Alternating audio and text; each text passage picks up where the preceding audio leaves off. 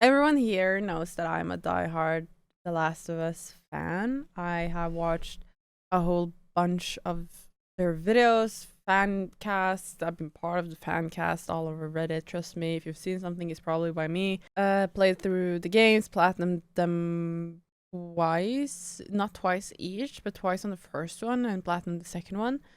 Currently doing a playthrough of the second one on YouTube, but we kind of stopped it because I wanted to finish Spider-Man. Grounded 2. There's also a thing called Grounded. Grounded is the documentary of The Last of Us. This is the entire behind the scenes of the creation of the games, showing you the cast, how they do it, how they do the entire CGI, how they film and create and direct all of this.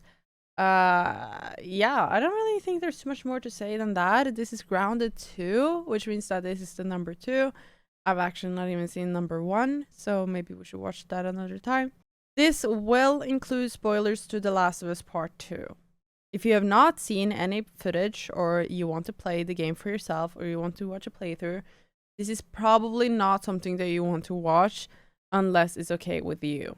I also really hope that the actress of Abby talks about everything that she experienced while being Abby, because this came out 2 days ago and she dealt with a whole bunch of stuff. I remember her tweeting about like people giving her extreme death threats and the police getting involved and their messages about people threatening her son and stuff. So I really hope that they talk about it in this one because there's not a lot of people that know about it, especially if you don't follow the casting on social media. But she did talk a lot about it in social media, so I'm totally aware of this and I hope that they will talk more about it in this one, especially as The Last of Us Season 2 is now filming and it is going to be the same. Yeah. Okay, anyways, let's get on to it right now.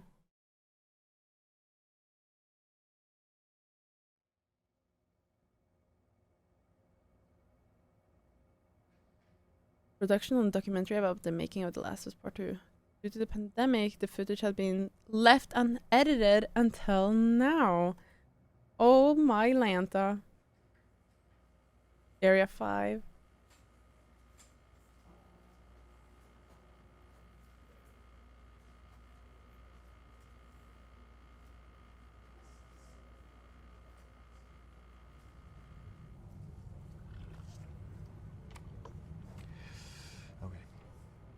Okay. Thank you all for what is about to be a very long presentation. So Anthony and I ran some numbers, and to our best guess, The Last of Us Part 2 is 10 to 30% longer than Last of Us Part 1. However, this is the most detailed story presentation we've ever done. Like, if you think about the presentation for T1, where we kind of talk about the quarantine zone in somewhat detail, even though most of it changed. And then it's like, and here are some things that might happen with Joel and Ellie. They might go into a spore-filled subway tunnel. They might fight some cannibals. At some point, Joel will get incapacitated. And this has everything figured out, even though it might change. Every character is accounted for. Every cinematic is accounted for in this presentation, which means it's going to feel twice as long as the first game. Mm-hmm. So when you freak out, that's normal. That's part of this.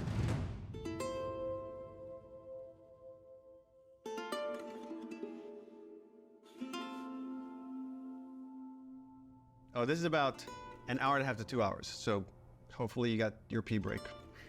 Okay. So we open on 15-year-old Ellie. This is a few weeks after the events of the first game. Oh yeah. Story spoilers for The Last of Us Part 1 and Part 2, so you must have played through both of them or seen the footage of both. There's a doorway leading down to this basement, and Ellie sees Tommy, and he's just finished climbing out of this basement, and he's hurt bad, and he's rambling about something needing to go after these people. Ellie's trying to ask him what happened, where's Joel, and he doesn't make any sense to her, and she starts to go downstairs. Tommy grabs her hand and tries to stop her, but he's too weak. She rips her arm away, and she heads down. And with each step, her heart races faster and faster as she sees this trail of blood. She opens the door, revealing Joel's mutilated body. And then shock just sets in and she screams and tries to grab his body, and Dina comes and rips her away, and on that cacophony of sounds, silence. Oh, that one would have been crazy. Oh, we're just getting started.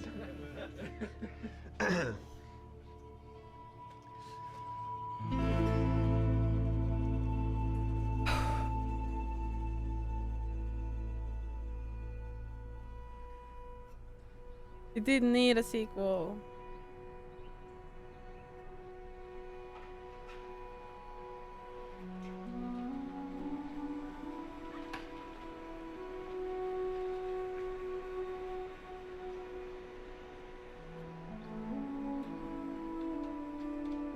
Wow.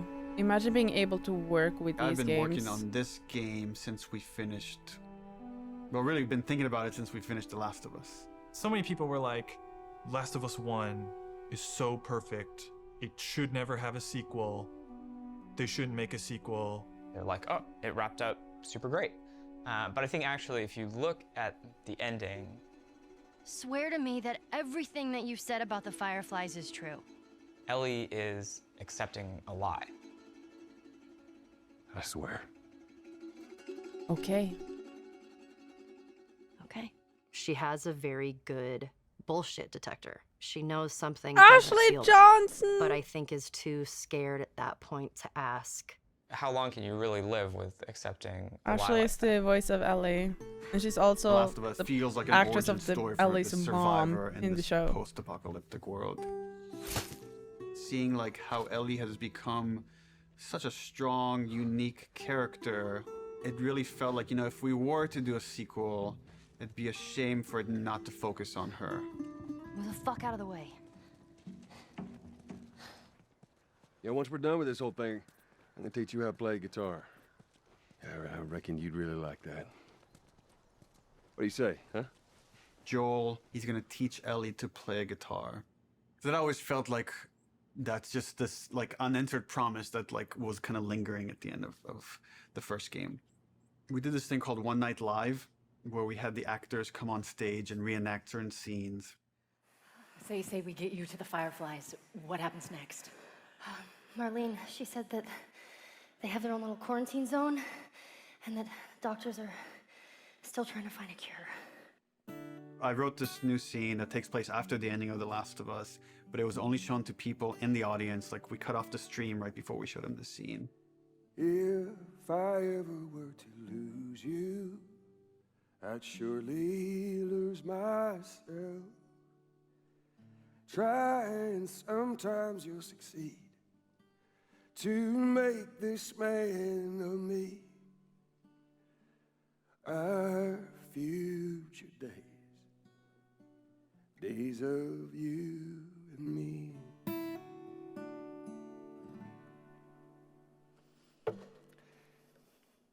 She's yours. No, I don't know the first thing about this. Hey, I promised you I'd teach you how to play. That scene ends with Ellie holding the guitar and playing one note. And that image was so strong in my mind that I'm sure that kind of trickled into this idea of this Oh my gosh. trailer. So I started working on some concept art, kept fleshing out the story. And as it felt like it was kind of gaining momentum, Uncharted 4 needed all hands on deck.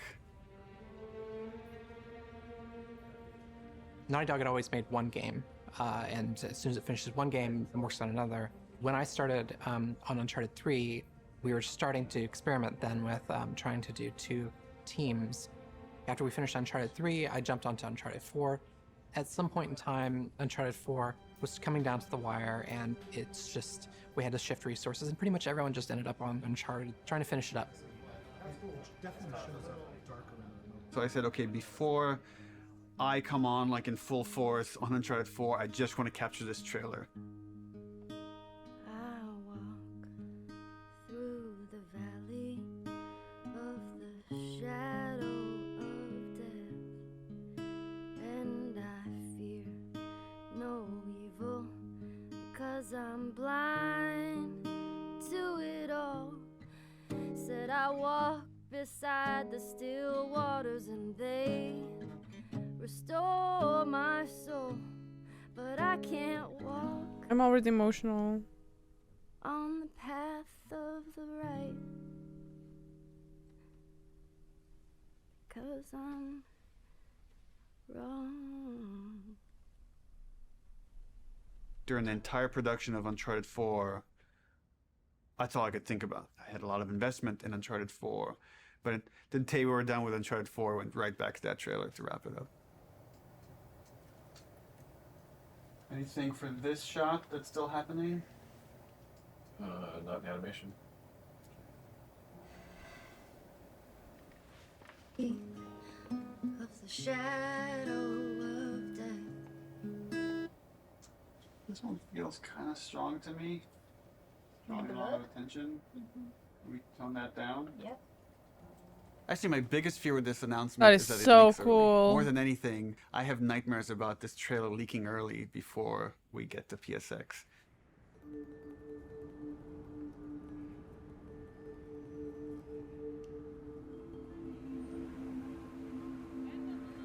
Oh, Anaheim. This is when they created this If for we're gonna everything that surprise we saw, like people, Horizon PSX, Forbidden West. The PlayStation experience Introduction hasn't set during, itself like, up yet as a this place where big event, I titles will call get it. revealed. That's E3. And this is where we get to see it.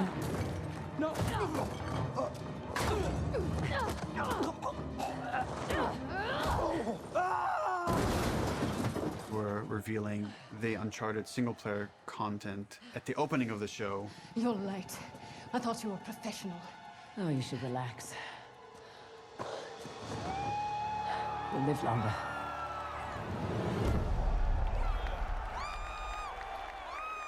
No one's going to expect a second Naughty Dog title to be revealed in the same press conference. Please welcome to the stage, Sean Layden. There's one more special unveil we have for you tonight. Please enjoy it. When we first revealed The Last of Us, the Naughty Dog logo came up and the crowd erupted, and it was such a high that that's almost been like I was chasing the dragon, screaming. like wanting to recapture that feeling. Why does this look like the Last of Us, dude?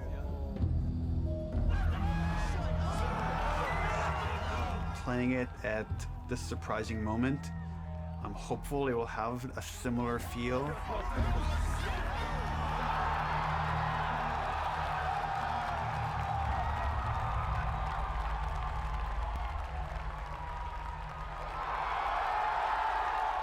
I was yelling like crazy when I saw this trailer for the first time. Oh, I lost all of my... What are you doing, kiddo?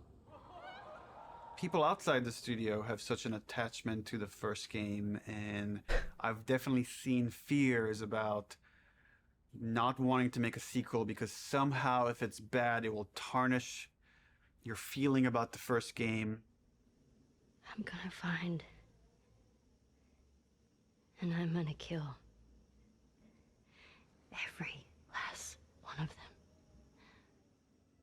We're doubling down on those fears and not calling it The Last of Us some subtitle. It's The Last of Us Part 2 to say it's all one story.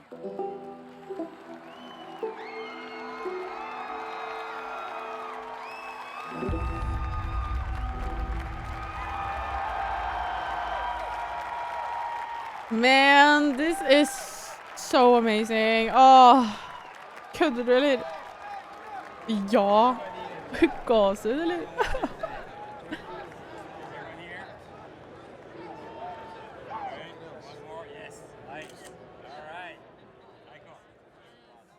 Åh. The concept for the sequel had to feel compelling enough, have enough weight that felt like, okay, this is an experience worth creating, worth spending the next 3 years on. I became really intrigued with the idea of the cycle of violence and how like certain events would trigger acts of violence that then would beget more acts of violence. It's almost never satisfying. It never brings the person you love back. And despite you thinking it's going to bring some closure, it doesn't.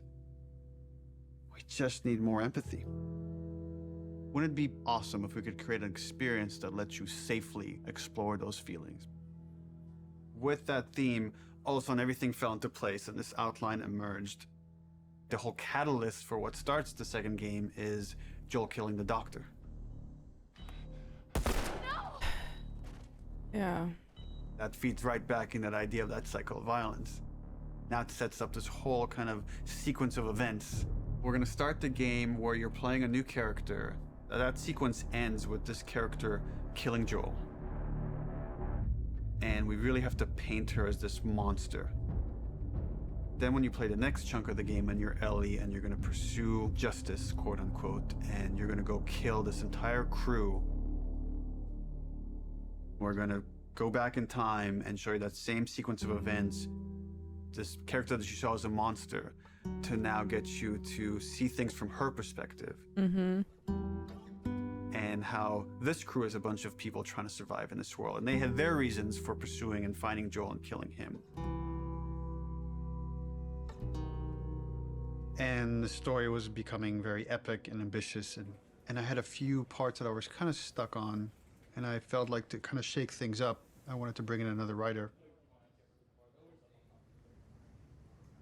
I thought it was a very thoughtful story about violence and obsession. Ellie. He had Abby, sort of like this girl who was the daughter of the doctor.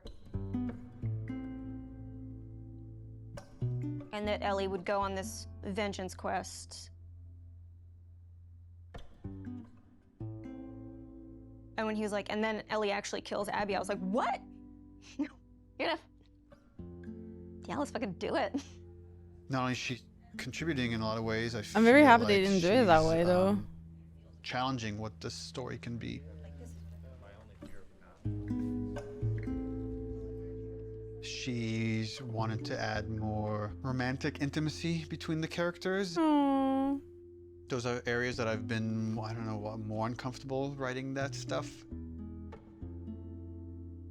After the first day, she was telling me that she went home and told her husband that I think I just got Ellie's girlfriend pregnant, because that was her big idea the first day, and that had this trickle-on effect and actually added a lot to the story.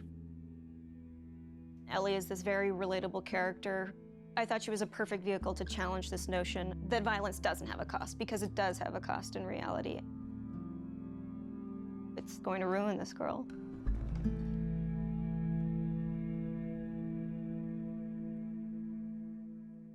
You know, people love Joel and Ellie, and we are about to kill one and make the other one a villain. I was very nervous telling Troy we're going to kill off Joel. In the first game, he was advocating that Joel should die. When I read the ending to part 1, I was like, you're going to piss a lot of people off. Mm-hmm. Let me go. Marlene is the closest thing to a parent that Ellie has had outside of Joel. You just come after her. Oh my A lot of gosh, people got hurt, Marlene. and Marlene would be one of those people. Joel has crossed these moral lines and therefore he deserves to die, and he thought it might be a more dramatic ending. And I was like, no, you're crazy. But then in the second game, that's why I was thought oh, he would take it pretty easily. He goes, so Joel dies. And he's like, and so this happens, and then and I literally had to stop. I was like, can you give me just a second? Because it literally was as if someone was telling me about how my friend had just died. I think he kind of took it hard. It was like the character meant so much to him. He's been Joel for over 10 years, guys. So, like, it makes sense. We're gonna kill off this character. His role is gonna be much smaller on this one. All of a sudden, it was, please don't take this from me yet. Ellie is scared to Aw. be alone. I love Troy Everybody Baker. that she's loved up until that point, she's lost them. It's hard to imagine the story without Joel dying. Like, you feel that hate, Ellie feels that hate. You're one-to-one, you're on the stick, and that informs the rest of the story. This way, come on!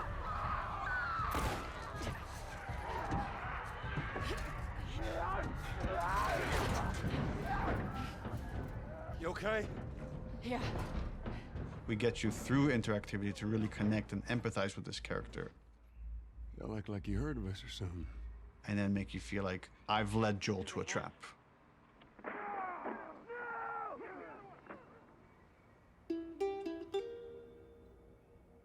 Yeah, same like this. When we started out making Last of Us Part 2, Neil actually wanted to be very ambitious about changing the game almost entirely. In the first like 4 or 5 months, the game was actually kind of an open world, inspired by Bloodborne.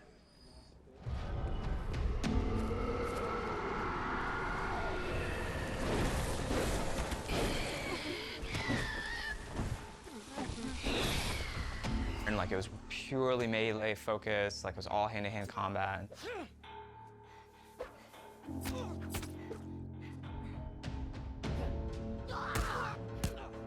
It wasn't just the Oh, melee that is combat, how we it were looked in also the very looking at sort beginning. of layout structure.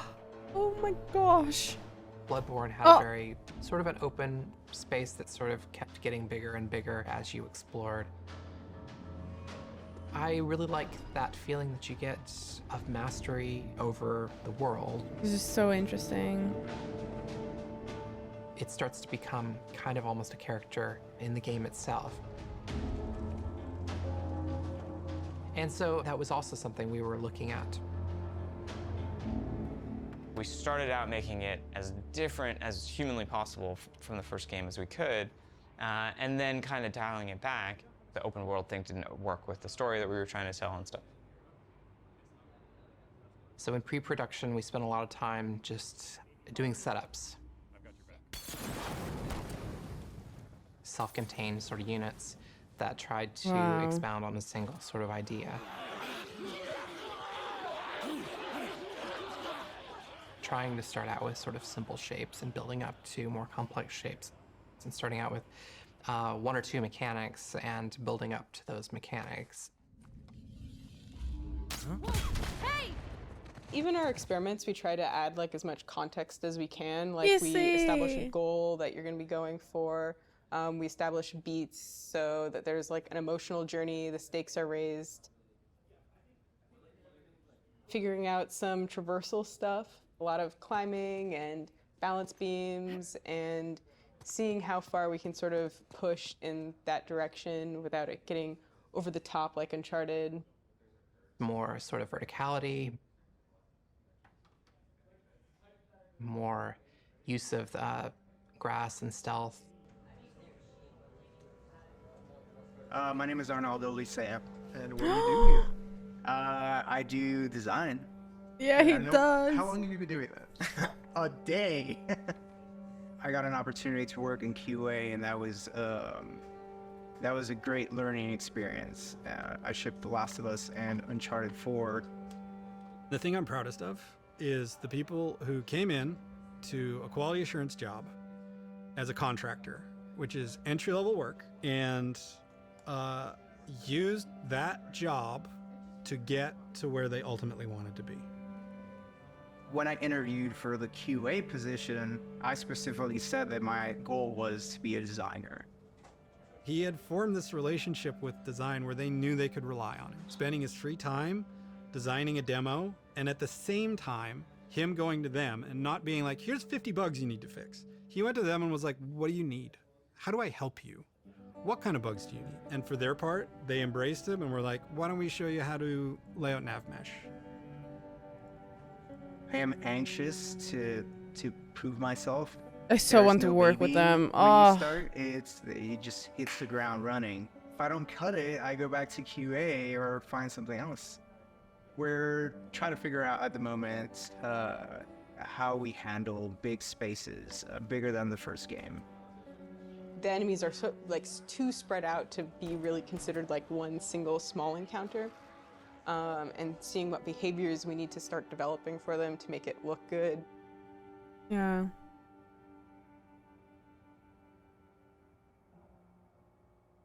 The opening of Seattle, that whole section was pretty slow and quite linear in the level design. Let's assume that there's guys in this building, someone's starting to shoot at me from the second floor. So, okay, if I'm on the horse and I'm getting shot at, I can't take cover with the horse, so probably first thing I'm going to do is jump off. And that's slow and clumsy, and maybe we can make that faster. It's like, but once I jump off, I'm going to want to take cover behind something. It's like, okay, I'm taking cover. Now what the fuck do I do with this horse? It's I assume the enemies are going to shoot at it. If they don't, that's kind of weird. Does Dina ride off with the horse to help it stay safe? Well, that sucks because I'm trying to build a relationship with Dina, and if my partner leaves me, that makes me like her less. I'm like, okay, so Dina has to get off the horse and take cover with me and help me engage with the enemies. Okay, but the horse is still there, so what happens with this horse? Does it ride off on its own in order to like protect itself and then come back after? Oh, that feels too intelligent for a horse. That seems a little funny.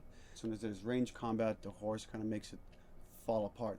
What if we did this whole sequence on foot? How do I approach this building? Imagine this is more dense with cars and ferns and interesting ways for me to close this distance. Maybe when I get close enough, 2 militia guys come out. I have this little firefight with this front before I could rush forward and go into this building, climb up, and take out the sharpshooter that was harassing me. Really simple, small fight. Now there's tension. Guys can come from anywhere, like from this rooftop, from these windows.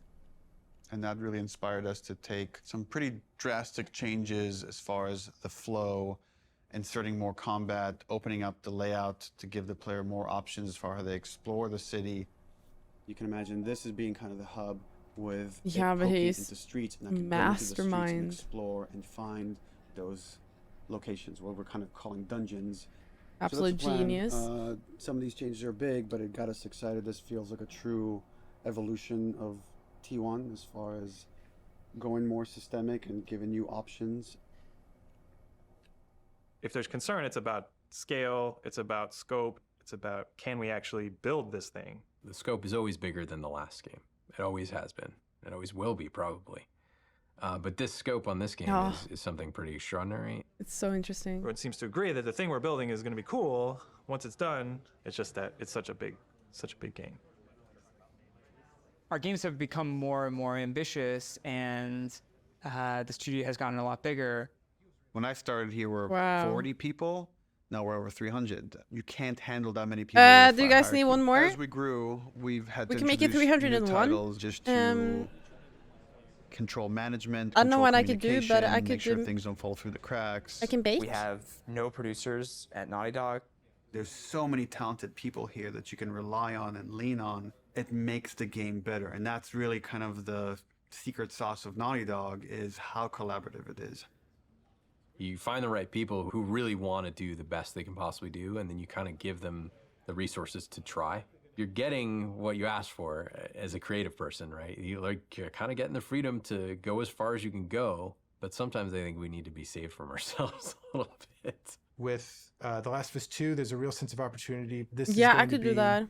Cake and a coffee for much the team. cleaner production than we've done in the past. We're going to get it right this time. This is the first project that has had the proper pre-production period, where we have locked down, for the most part, the story beginning, middle, and end before we started production. That hasn't happened. I don't know if that has ever happened, now that I think about it. It's a very, very messy process, which is, again, why it's a lot of times really difficult to schedule. I think right now we are planning on springtime of 2018. So when springtime 2018 comes around, The Last of Us 2 isn't in stores, you can look back at this and say, well, I guess their plan wasn't exactly set in stone.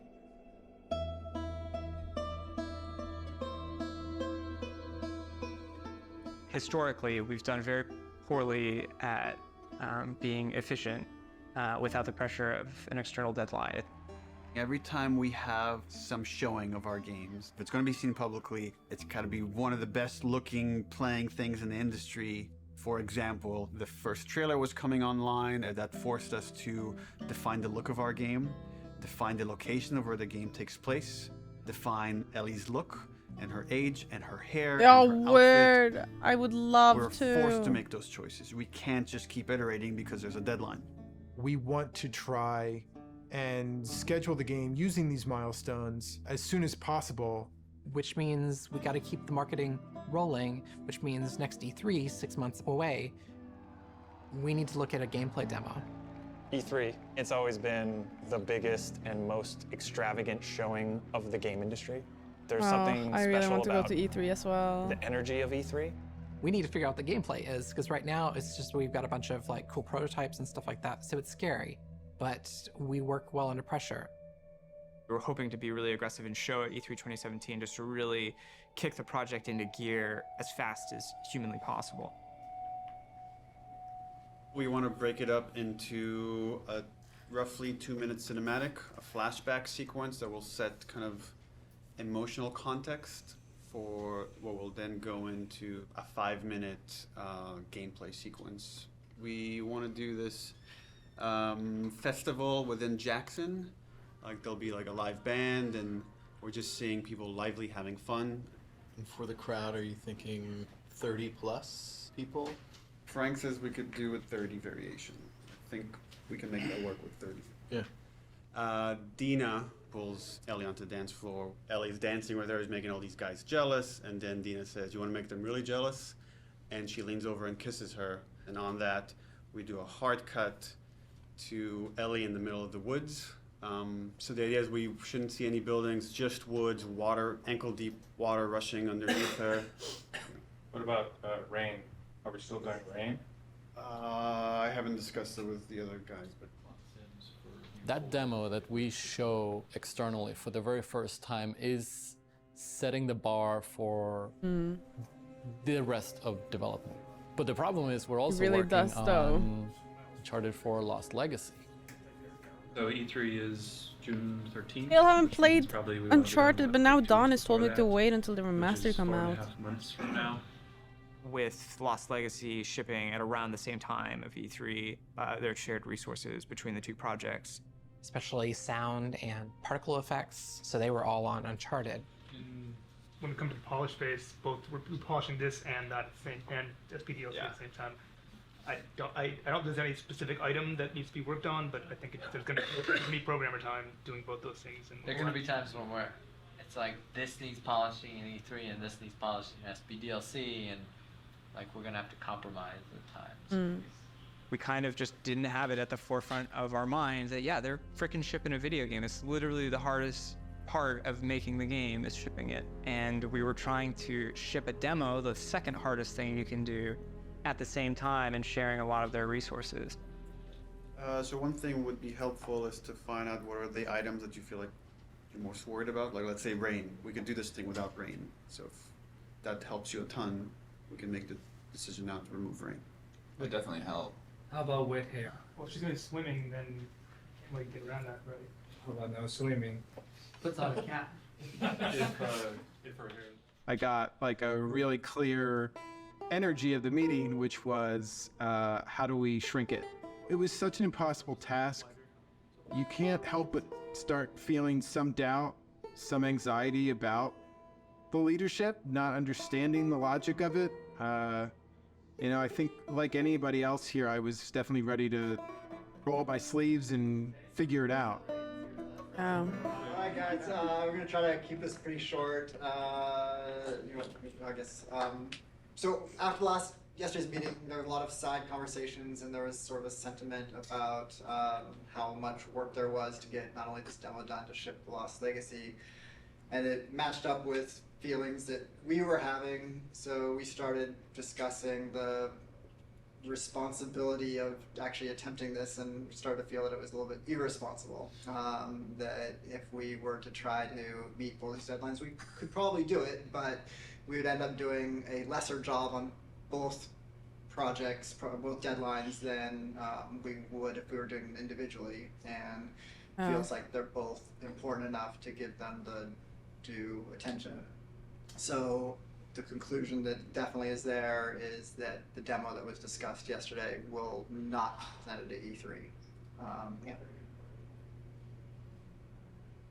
Does it mean that our main point should be just focusing on more shipping before? Lost Legacy? Yeah. Yeah, definitely. But I mean, we should still try to. We don't, like I said, just want to just completely halt work on this, and all hands on deck on Lost Legacy. The idea is still to finish the demo just to give us a buffer so that these two deadlines aren't overlapping. It's just now we have more time to work on this demo properly without the pressure. Once that meeting happened, it was just like, right, of course. I'm not in the Twilight Zone. it makes sense not to do this. It felt really nice seeing the leadership kind of having the team's back and seeing the logic of the situation in front of them. Yeah. That's it.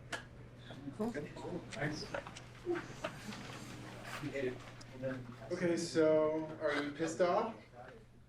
Am I pissed off? No. A little bit, maybe. What am I? Yeah, what is he? I guess in one sense it's relieved Yeah. because there was concern of whether we could hit the quality that we know we need to hit for both Lost Legacies and for what was going to be our E3 demo. And then on the other hand, it's kind of disappointed because I was excited to get this demo done and get it out there and get the reaction, but now it's going to have to happen at some other point.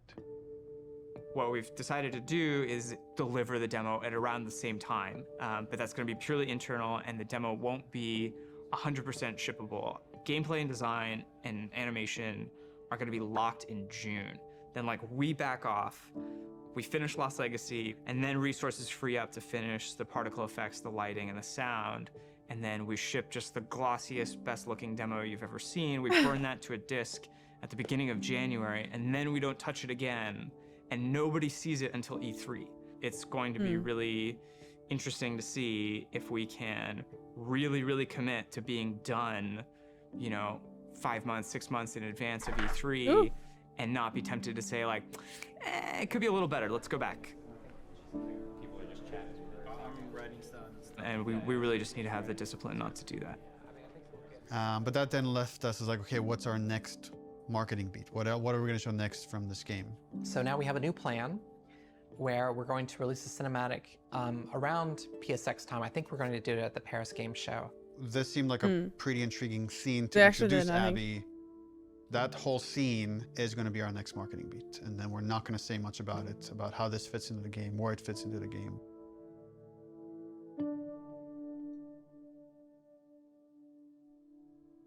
Abby evolved over time. And if you look at the concept art, the character looked very different than where we've ended up.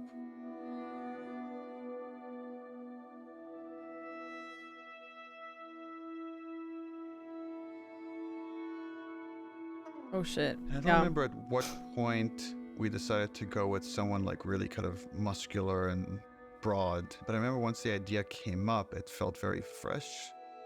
Once we sort of nailed down the body of Abby, we played around with different ideas of how we wanted to accentuate her arms or not. And there's something interesting in Abby feeling a lot like Joel.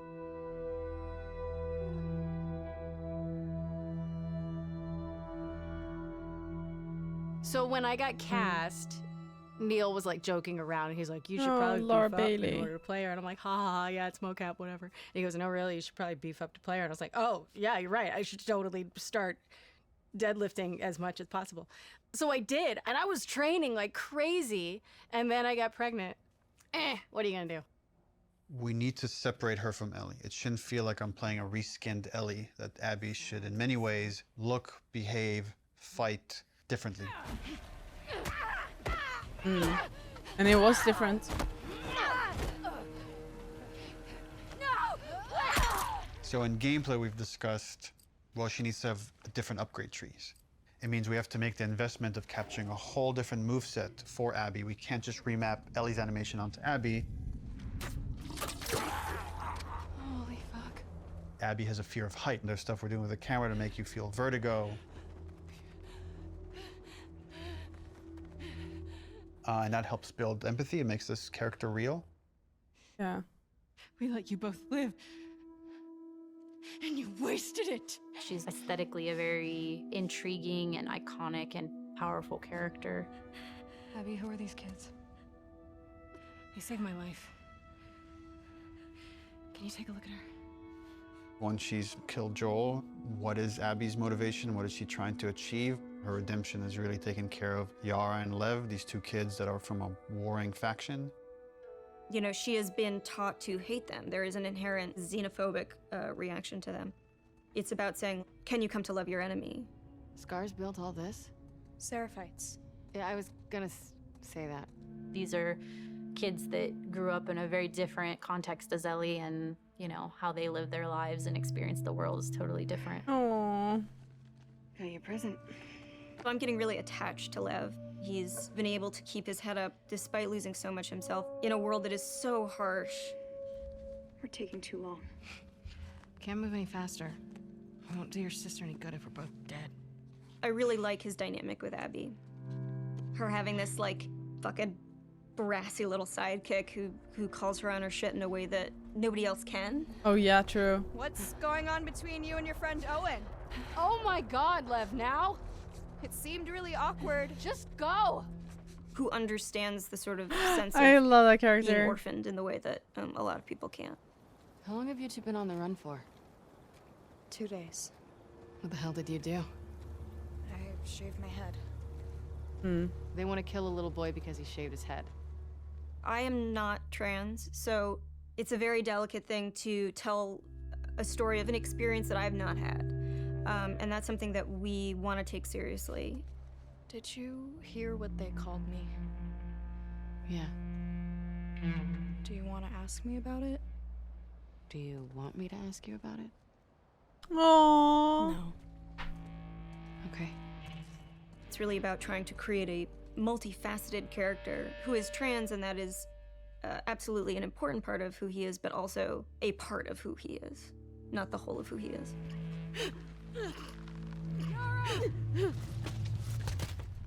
As far as the Paris cutscene, I'm pretty stressed out. We have 13 days, less than 2 weeks to finish this thing, and there are still some big ticket items. I get stressed out, and this game is already out.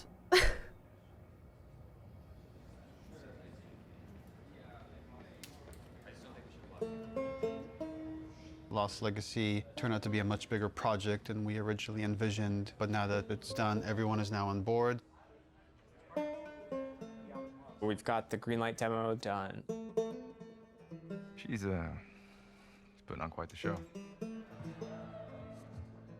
It's very real. We're in full production now, so I guess that's the short of it, is we're in full production now. Misdirection, help. Hey everybody, PlayStation's live at Paris Games Week 2017. There we go. We've got a huge show for you starting now.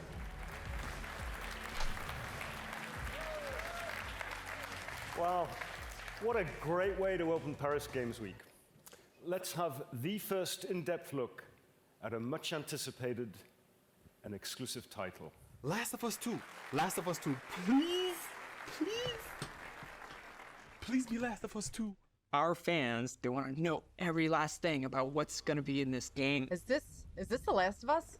Neil has taken the way, you know, he kind of creates an arc or like this sense of drama, this kind of sense of mystery or like dramatic tension, and crazily has brought it to marketing. I view marketing as part of the game. It's very calculated what we put out there and how we want you to connect different marketing assets. When we first released the teaser trailer, too many people right off the bat said Joel is dead. The blown out light really fucked us in a way I don't think any of us saw coming. We actually underestimated our audience a little bit. They're so sophisticated now, so you Yeah. have to get more sophisticated, like how am I still gonna surprise players and viewers? You start on characters you've never seen before in a world that like could be The Last of Us, could be anything. That creates like a really, really cool sense of tension. At no point are we gonna market that you play as this other character. What is this? Yo, that looks good though. I was so excited about working on it, and I couldn't say anything. It was so rough. Oh, is she gonna cut a baby out of her belly? And then Uncharted 4, you find a comic book that shows Ellie's mom pregnant. So people already had theories that Last of Us Part 2 was gonna have Ellie's mom. Oh, if we just kind of black out the letters, she has the same number of letters as Anna, Ellie's mom's name, we'll get people to think this is Ellie's mom. Oh my God. Girl's got a good... That hammer's from the Outbreak poster. So we had that poster Ooh. with the forearm of a character you've never seen before, with this like kind of wolf's head in the background. What does that mean? You know, Yeah. kind of, like, prompting this mystery You want people to feel like they've figured everything out and then have the story surprise them. Man, if this is The Last of Us 2, bro, I'm gonna go crazy. Oh my god. The clickers.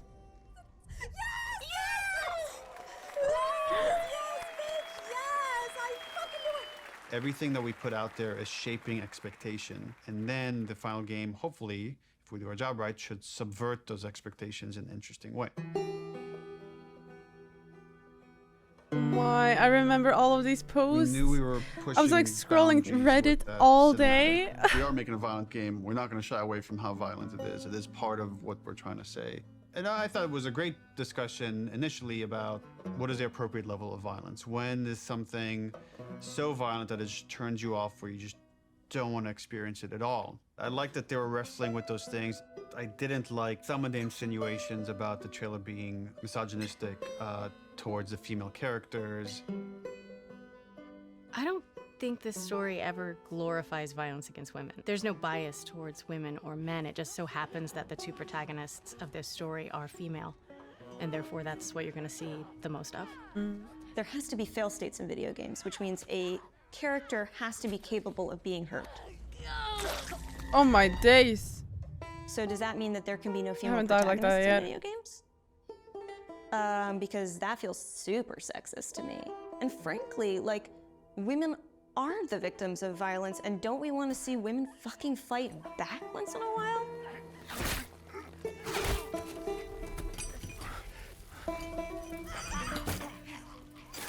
That character, her hand getting hurt, it has consequences for hours of gameplay to come.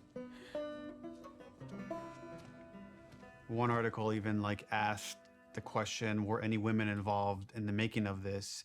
And it's like, yeah, the co-writer, the lead character designer, the lead character artist, all the actresses that worked on that scene.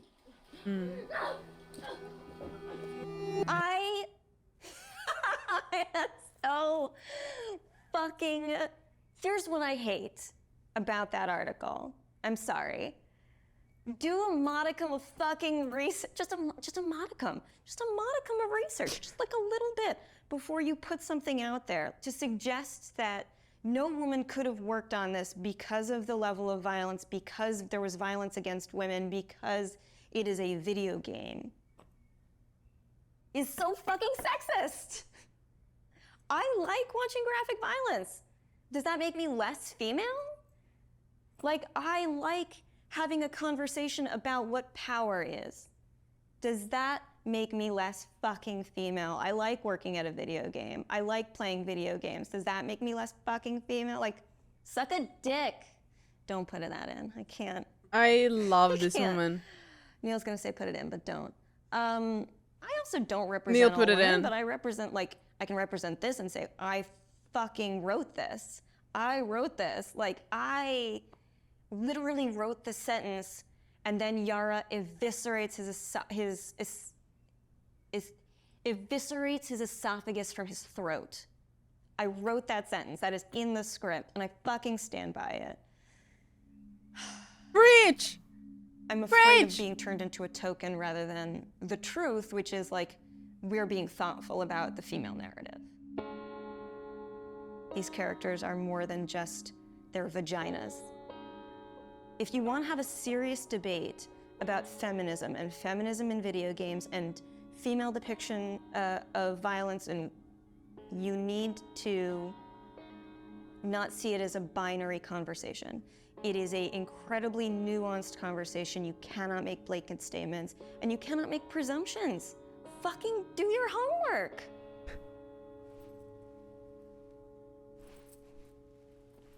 I'm right here. I'm tweeting.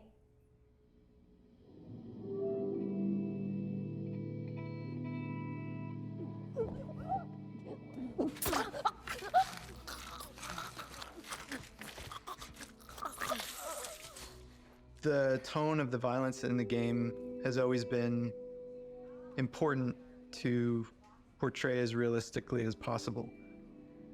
Our job outside of just drawing up concepts is really pushing our reference pipeline to make sure that the character artists are getting the most realistic examples of whatever they're working on. We can't find certain things, so we make the reference ourselves.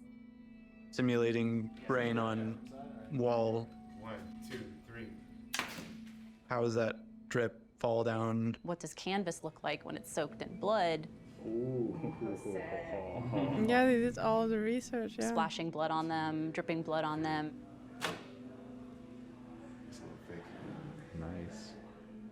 We put down some wet mud, pooled blood onto it to see how blood would react to a wet dirt surface. Okay, but where did they get the blood from? Grass and like twigs and things that carry through, like there's actually movement following the edge. One of the animators got a piece of lamb and we stuck it in Yara's shirt sleeve and hit it with a hammer. Here we go.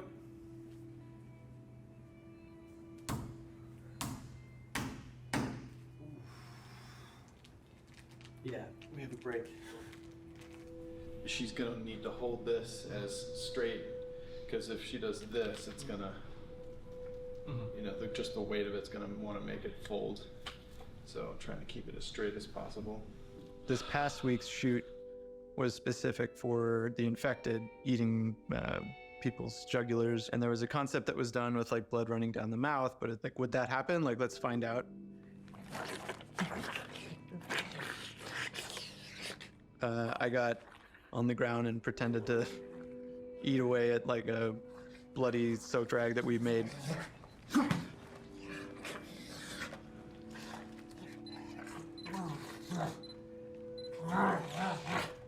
It produced some pretty surprising He said results because, pretend. like, most of my face That got looks covered in really not blood. like pretending. He actually did it. Yeah. Teeth? People here will go to that length of trying to make sure that things feel as real as possible. Yeah, It's we still do a real lot of blood, crazy right? stuff here. Nobody gets hurt, but Ugh. Yeah, it's really hard to see these characters that you spend so much time with and, for lack of a better word, kind of like, you know, birthing into existence, tortured and abused.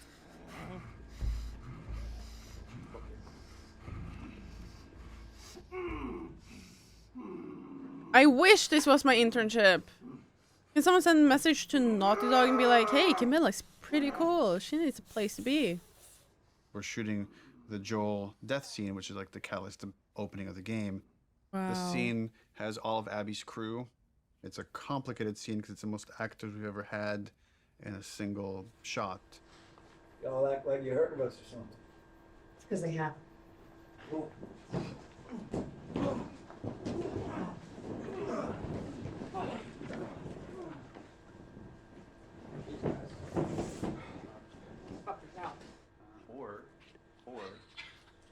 Joel doesn't die. Same. Just me out. Natalie, you got that? Joel doesn't die. So then what happens is all of us become friends. Knowing what was going to happen and knowing how it was going to happen, I got very fearful. There's so much weight to this scene. This scene has to be right. It's really difficult to reshoot it if we need to. Within the first game, having to call Troy and Hannah back to reshoot Sarah's death was very, very, very difficult for me. The last time I tried to do a big emotional scene, Don't do this, please don't do this, don't do this, don't do this, don't do this, please, God, no. Yeah. Oh, God, no. that didn't go too well, and we had to reshoot it. Don't do this to me, baby. Don't do this to me, baby. Fun fact. Do you guys know, oh my god, I'm going to give you guys the most fun fact ever. Okay, so do you guys know Chandler Riggs? Chandler Riggs is the guy that plays Carl Grimes in AMC's The Walking Dead.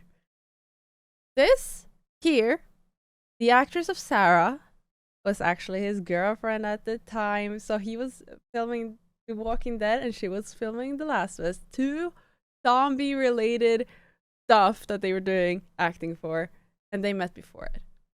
Whoa, are you mind blown? They're not together anymore. And they haven't been for many years, but that's just very cool. So at this point, she was dating Chandler Riggs. How the hell am I gonna play this? Like, how are we gonna do this? I don't know if I can do this. I don't know if I have the chops. Am I gonna put Laura through this? Because I know how hard it's gonna be on her.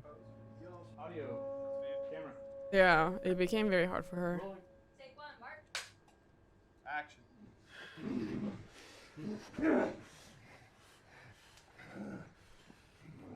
Joel Miller.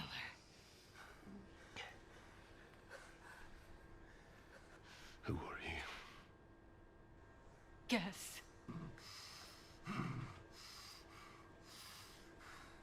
Why don't you just get out whatever speech you rehearsed? Get this over with.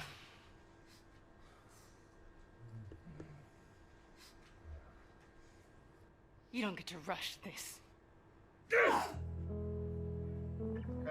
At the end, I really loved what he brought to it. I couldn't wait to get back into Ellie's shoes again because it's where, weirdly, I feel most comfortable in a lot of ways because it feels like a character that feels the most like me that I've ever played, which is a little disturbing. I mean, minus like the murder and the killing. Ashley, I love you. Step forward like you're about to like lunge and shoot. Sweet. These people have changed my life. The biggest change that has happened Gosh. since the initial pitch is Ellie is there when Joel is killed. It used to be she came across the body, and then she had to rely on Tommy's testimony of what happened, and we shifted it, which made it much more dramatic and intense for her, and I think puts more of it on screen and again, allows you better to understand why she needs to pursue these people.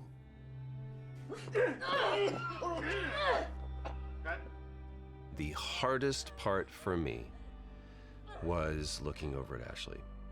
No! No! Knowing that Troy was gonna not be a part of it as much was really hard. And knowing that Joel was not gonna be in Ellie's life anymore, it was hard. So much of that day kind of feels like a blur because there were so many feelings involved in it. What I had to do, I felt was very, very little. There's one reaction, and beyond that, we're on Ashley.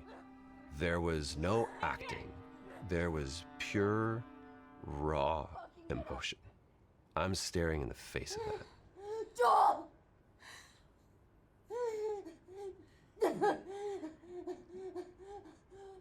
Why are you doing this? Get the fuck off me! I'd lost a little bit of my voice. I couldn't scream like as loud as I wanted to, you know, to get that frustration and that sadness out. Ashley was behind, crying, and God. And knowing Abby was taking this away from her was very difficult. And so I was crying when we were filming that scene.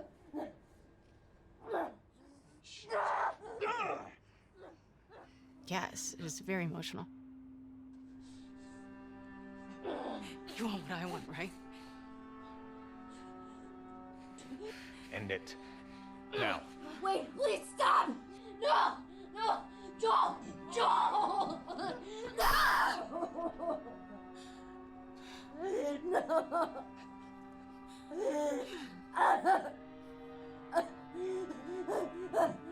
We want him to die in this really unforgiving sort of way. Like, it needs to feel senseless for you to say, fuck these people, I'm gonna pursue them to the ends of the earth and make them pay.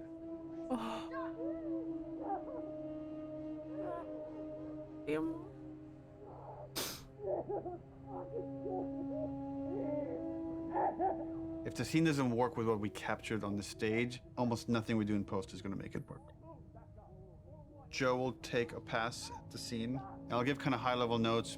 But he's doing it without animated cameras, without character models, without environment. And so it's a bit of a guessing game to see if this will work. So I like the concept. I felt like there was a lot of repetition and it felt long. Oh my gosh, we already watched an hour. Once Joel's head gets smashed, I don't want a close-up look of him. Okay. You know, what if we could do like the smash from the back of his head? Yeah, I've So wanted you just to like it'd try be it. like a black shape, and you see like a silhouette change, and like blood starts pouring out, but I don't focus on it. Like I don't see the details. Mm-hmm.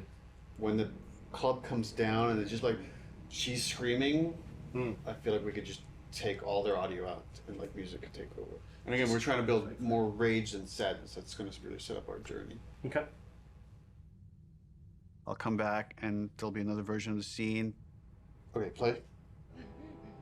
Joel, fucking get up! Please stop! Please don't pursue. Joel, no! No! No!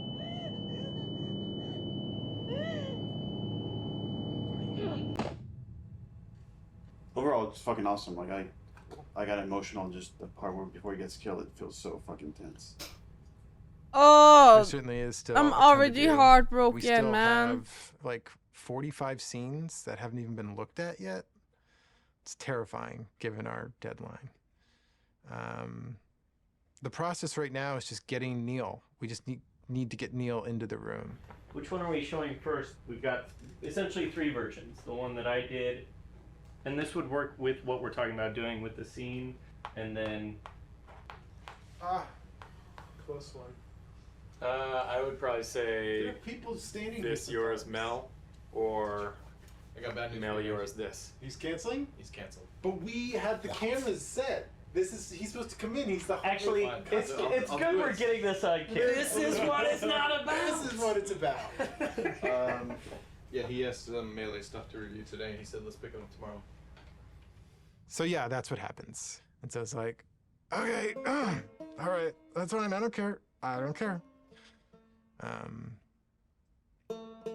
I would have cared. Yeah.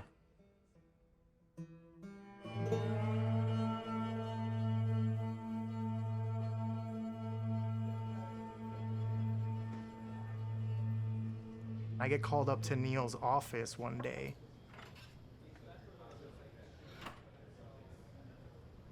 And there's like an empty seat. And Neil just goes like, oh, just sit down. I'm like, oh my God, I did something wrong. And he's like, do you know why you're here? And I'm like, no, are we gonna talk about one of my levels? And he laughs and he goes like, no, you're gonna work on the E3 demo. It's always been a dream of mine, working on an E3 demo, seeing it on Imagine stage. that.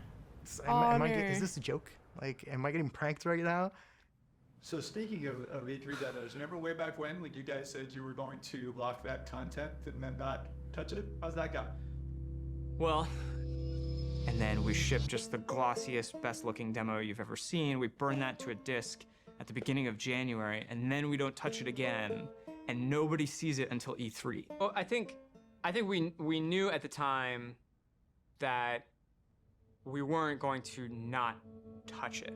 It's going to be really interesting to see if we can really, really commit to being done and not be tempted to say like, it could be a little better, let's go back. Because the game's been making progress for, the 10 months or something since we locked that demo down.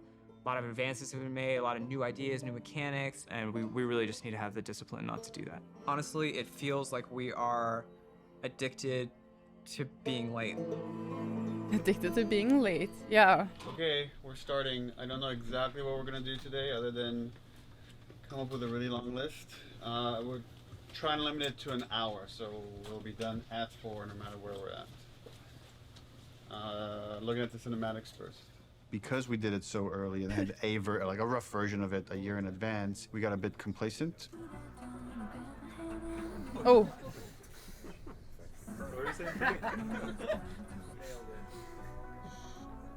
She's but not quite the show. Sure is. Where are we on getting physics on these strands? We are working on it. So for next time? For next time? Yes, absolutely. We didn't scramble to figure out what it is we're going to show. We had the structure of like the festival going into this fight in the woods in Seattle, but it was harder to build the momentum we usually have. And I think that panic just wakes everybody up, and felt like it took us a bit longer to get there this time. So then you going as if to Oh, kill this scene. guy. See somebody over there. Oh, breaks 50% of the time, but use your imagination.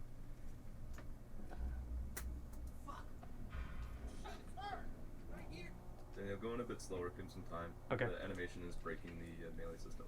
Okay. So like when he starts, yeah. So I'm confident in the demo if we finish it.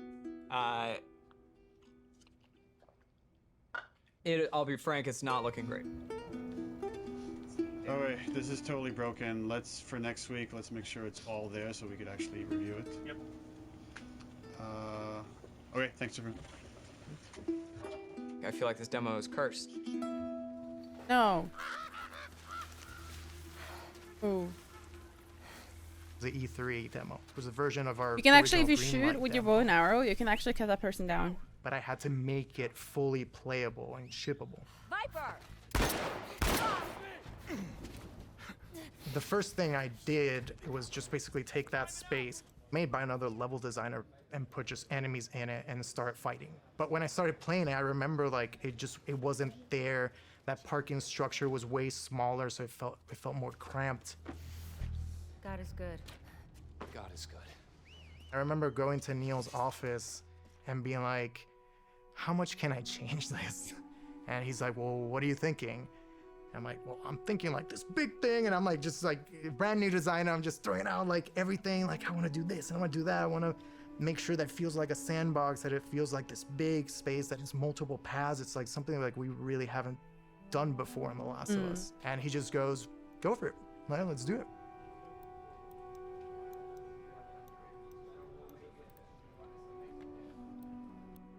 We picked a location in Seattle that essentially is probably the hardest lighting scenario we would have to pull off in the game. I wanted to get the overcast look nailed because so much of the game's dependent on that. How do we pull off this look? Can we pull off this look? Everything felt a little muted, and we were losing kind of that next-gen quality of our engine. Like for a second, we actually turned the sun on in the demo. But we lost the mood of that overcast kind of blue look. That moment was really rough for me. Just felt like years of my life that potentially would have just been like wasted on this pipe dream of a look. Well, we were struggling, like last summer, it was like a fine balancing act. Is this whole thing just gonna crumble? Like, is the whole direction like now gonna have to change for the game, not just this demo? Have I steered this company wrong? Took some really big iterations and tried some crazy ideas, and we came up with kind of a hack. We talked with the programmers and found a few settings that actually gave us exactly what we wanted. It was really like one thing. We faked the sunlight within this kind of ambient look so we could get some directionality of the lighting. That it was like, oh, if we do this one thing, it actually got us the look we wanted. So like, I'm glad that happened. For this game, there was a major push to make a new volumetric fog system. It's not just like a kind of an overlay on top of the screen. That's why it's called volumetric. You feel the volume of it. It's gonna be a little bit thicker near the ground, right? Because there, you know, you will see grass kind of getting through it. Fog also allows you to see the light. It looks so pretty. Fog adds atmosphere. Atmosphere brings everything together. Now with this game, we did add recently some new tech that allows us to make some of the water drips more dynamic, meaning that if you have a car, you will see a water, follow the glass, follow the hood, and then from the bumper, you're gonna start seeing dynamic droplets. So that was really cool. And then we can now actually also use this technology to drive blood. Now we can have blood dripping and we have water dripping. The water trail can pick up where is it bloody. And if it's bloody, it can change its own color and start dripping more red. And on top of it, we also clear out the blood. They thought so about what you will everything. see is you will see bloody area, you will see water trails going down, and you will see the water trails washing out the blood and picking up the redness and going down. Really, really cool. In the E3 demo, we do want to show our next-gen animation system.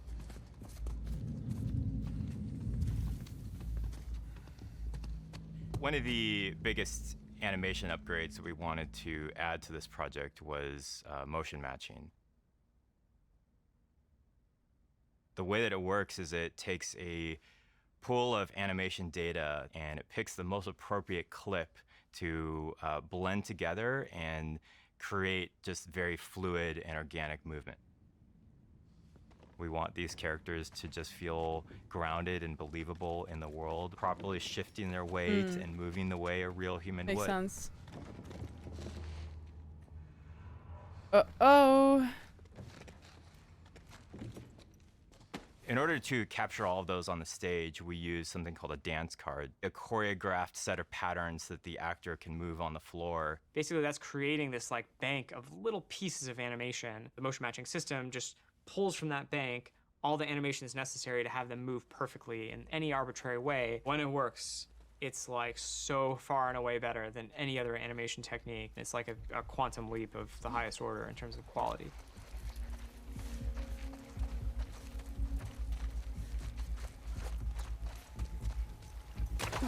Any one mechanic is not maybe anything you haven't seen before. It's the combination of how it all comes together, the way it works with the animation system. The new stuff we're talking about is like, oh, you can be in grass. She went into the grass. Watch yourself. Like one of the biggest things we do in the demo is jump a gap. Then you can hide there. Ooh. It's tough to be like, oh crap, you can jump, you know, like it's like, but it's new to our game. We have to have the best prone mechanic of all time. Yeah, no one's ever seen when I aim in prone and she actually like rolls up on her back and aims like this. Like it can never clip through geometry. Being able to rotate 360 in all directions. It can never like do a janky thing when she's reloading while doing it or aiming in water. There's like an IK thing that like lift her chest and head up, and then it gets too deep. Now we're in a special prone underwater moveset thing. They thought about everything. Her chest and arms and Tuck everything are me kind up. of matching. Ground plane, things that a player will never notice, and it's because we like purposely did it. There's no such thing as like, oh, you know, it's not as good as, you know, this other game's one, but like, it's fine. It's gotta be like, no, it's fucking Naughty Dog. We have to have the best version of the thing, whatever that is.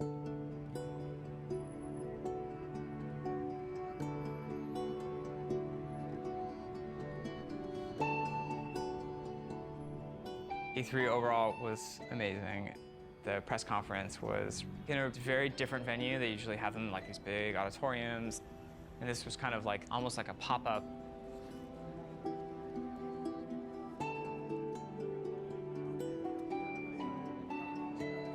It was more like a theme park idea, but it's like in a parking lot, in a tent, in Los Angeles at downtown.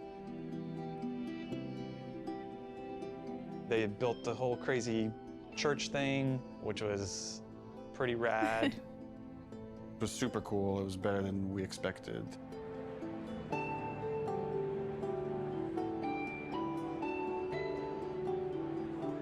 Oh my god.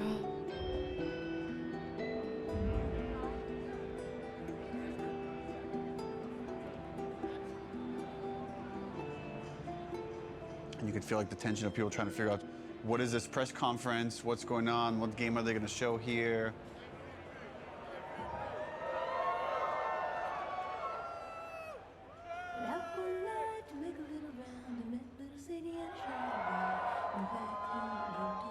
On the Naughty Dog logo, you get this big cheer. On the Ellie reveal, you get this big cheer. Oh my gosh. Every moment that we've constructed and planned like meticulously for really a year now hit the way we wanted it to hit. Maybe they're jealous of you. I'm just a girl, not a threat. I think they should be terrified of me.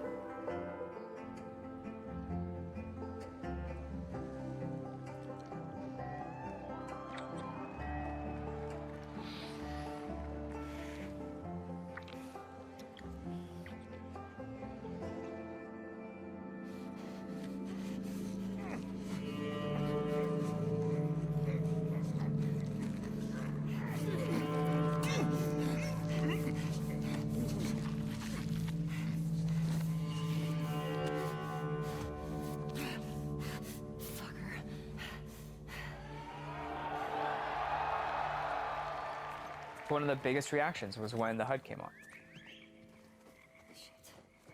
They looked at that forest and thought, there's no way it can look this good. Like, that's impossible. But when we flash the HUD and be like, yeah, that's it. This is the real game. People are not ready for this. Like, this is gonna fuck you up.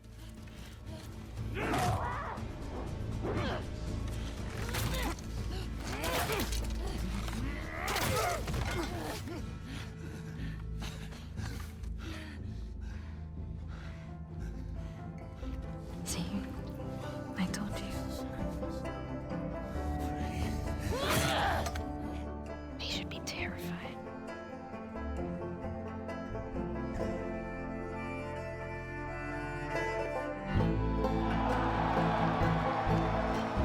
I remember seeing this for the first time and I was like bawling my eyes It out. was electric. My skin was like tingling the whole time. Like as soon as it's done playing, I'm like on my phone. And it was wild. It was wild to see it just everywhere. See it on YouTube, see people commenting on it.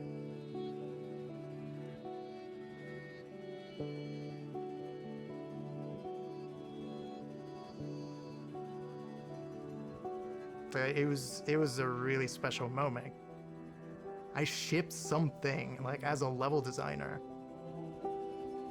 There was such a reaction to the animation fidelity. Holy crap, this is the best looking animation I've ever seen. Are you kidding me? We're on the forums, going through the messages, seeing how much people think it's amazing. Someone's like, sort of cynically, that our stuff was fake.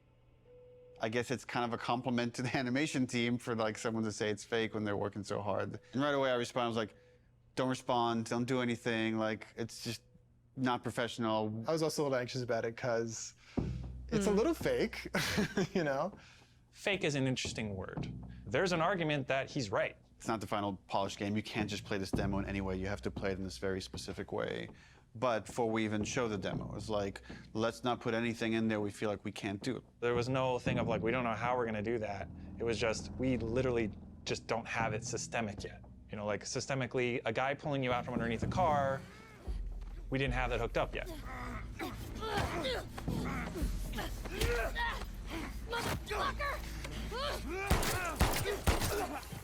Now we have it hooked up in the game.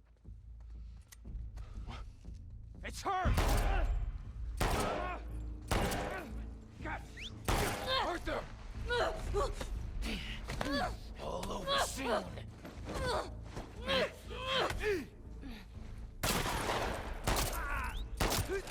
Ultimately, as we're building the rest of the game, if anything feels like it's not the right call for the game, we don't mind changing it. Like, we had certain things in the demo for the first Last of Us where like Joel picks up a pistol and takes out individual bullets from it and then pockets it.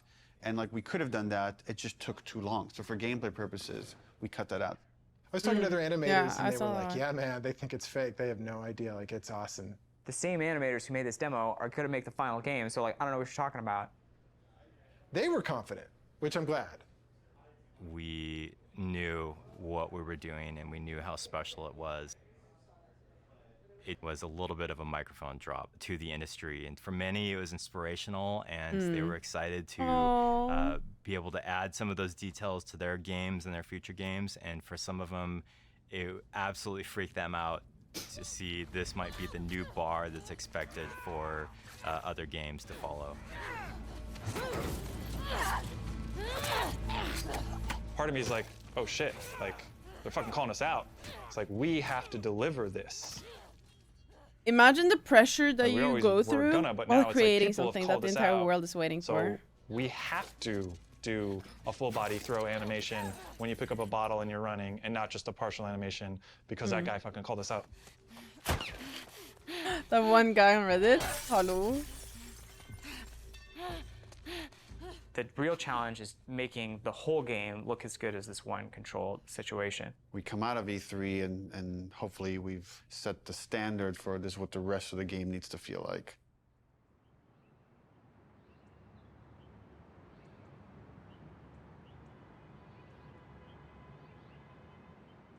When you already know exactly what you're supposed to do in the game, you've memorized everything, it's hard to have a true experience with it. You have to bring in people from the outside to play it fresh. Oh, that's so cool. And so we try to start playtesting as early as possible.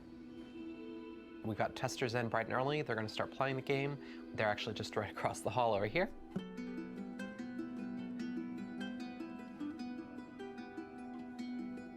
Wow.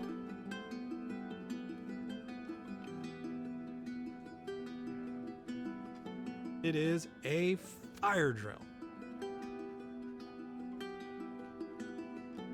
No, I could do this. Yeah, I can playtest. Because things have to work.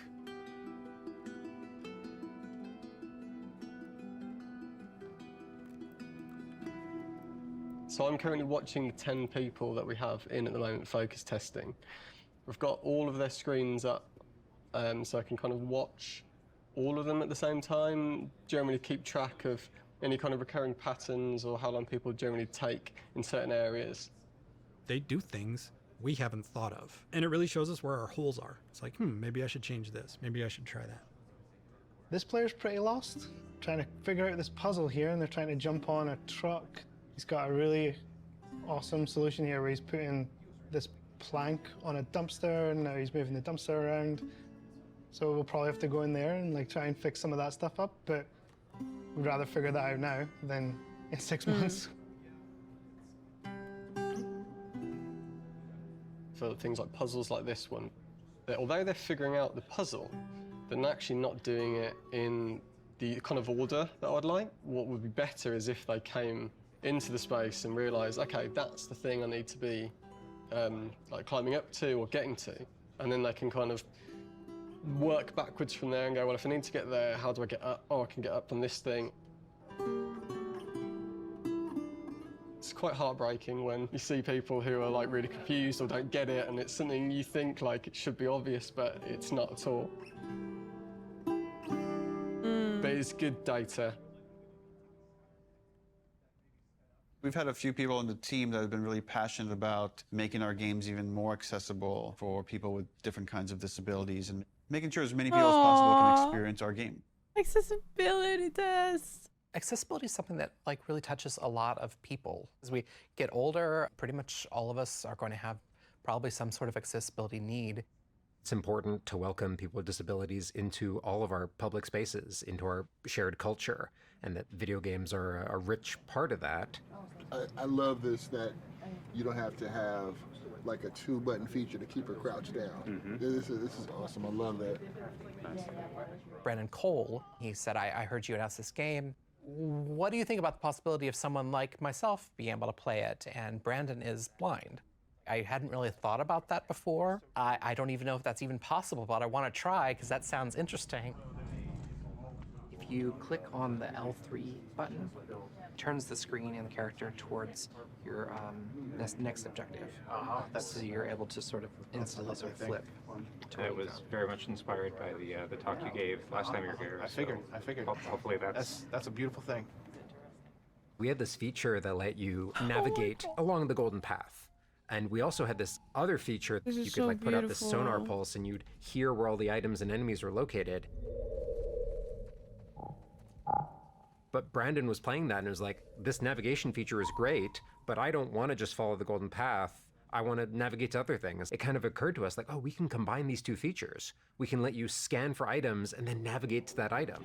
This gives you more room if you do it this way for different types of sounds for different types of items. You know what I'm saying? Yeah. Different sound for ammo, different sound for parts, different sound for explosive, different sound for keys. Or you, craftable and collectible. Yes, exactly. Right on. But since we want to hunt for secrets, just like anyone else, you're also going to want to know that, hey, there's something way over there. Players That with is the disabilities click noise. still want to have challenge. It's not about just making an easy mode. So what happened there was an auto vault. So you pressed into a wall and it automatically vaulted. I feel happy about this. This is an example of actually the good part of the studio culture, which is self-empowered, that I think allowed us to do this crazy thing, this thing that, you know, I couldn't tell you if it makes business sense to some degree, but it was something we were passionate about and interested in. It was a way we saw we could make the game better. It was something we saw we could like push the frontiers of, and we went with it. Studio leadership was supportive of us, but this really was like a bottom-up kind of initiative. Yeah, absolutely. And I think that early success really helped to build momentum for the rest of the project. Shielding everybody from the cost, from the budget of these decisions helps them focus on their discipline. Don't worry about money, worry about making the best game possible. Trust that there are people at the top that are looking at the budget and considering that. Aww. At a certain point in the project, we start offering dinners to the team. And it's kind of like an acknowledgement of like, okay, there's a lot of hard work to get it done.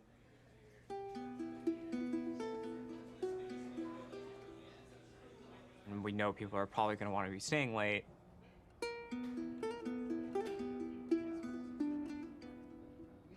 Now we are crunching. This is crunch.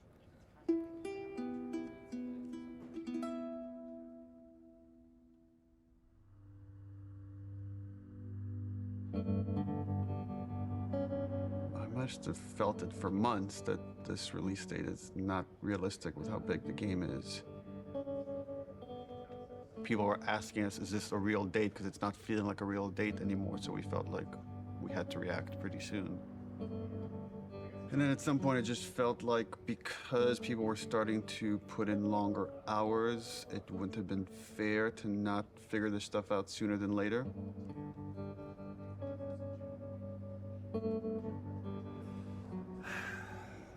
We're never gonna finish this game. If you work hard Never for say longer, never. that could have a toll on you.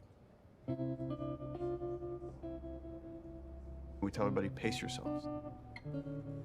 It's like, it's a marathon, it's not a sprint.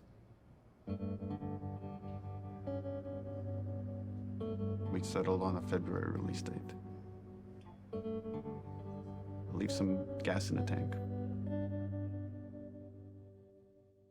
Right now, we are dancing a very intricate and dangerous dance. We have something like 6 months left to finish the game. And we are also showing a demo to the press. The longest playable demo we've ever done. 2 separate levels of the game. A level towards the beginning of the game where you play with Dina on patrol outside of Jackson. Aww. And then the second part of the demo is in a level that's super duper challenging. Ellie by herself, murder mode. So what we're doing for the press in 9 weeks is really those 2 levels of the game. It's unlikely that we're going to need to touch them again until the game ships. That was really the only kind of demo that we could do at this point that would still help further our production goals as well as give us this like marketing boost that we need. The more we talked about it, the more we convinced ourselves, okay, this would actually be a good time to just put out a trailer. Building these 2 major demos and a trailer next to the rest of the fucking game.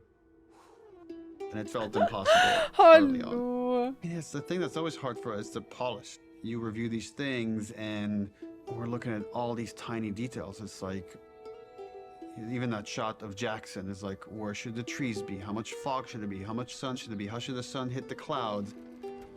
How we get all these civilians, the kids, do they have the proper gear? Are they wearing the right clothes? Is the tractor leaving tracks on the ground? That kind of crazy detail can only come through all these departments coming together and rising this occasion to achieve that kind of level of quality.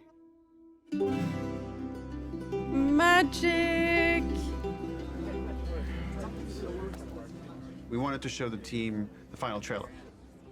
Before we show you the trailer, just to say thank you to everyone, where we jumped from doing a 3-hour demo to this trailer where we had almost nothing, and it's like pretty amazing what we can do when we all come together. In fact, it's so amazing you can forget, and I've been here for a long time and I can forget.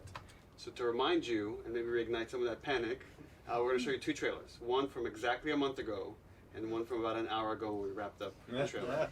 So enjoy.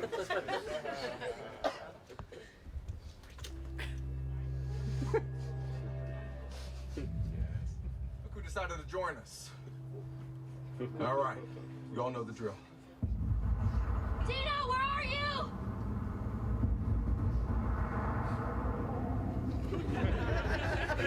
you? Just scarring.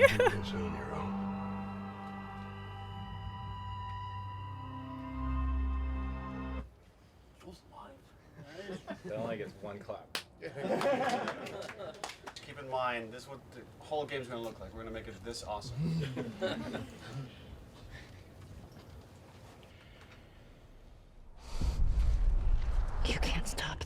Wow. This was a good reminder. Look, when we come together, when we rise to the occasion, when we do this thing that people outside the studio talk about, like this Naughty Dog magic, this is what it looks like. So when you look at parts of the game that aren't there yet, know that we could get there in a pretty short period of time when we're so focused.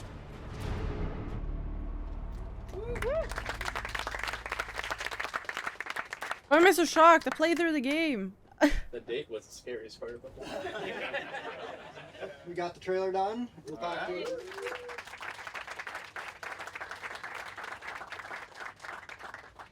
wanted to take this moment to run through the events of Outbreak Week, which is when the trailer is going to debut.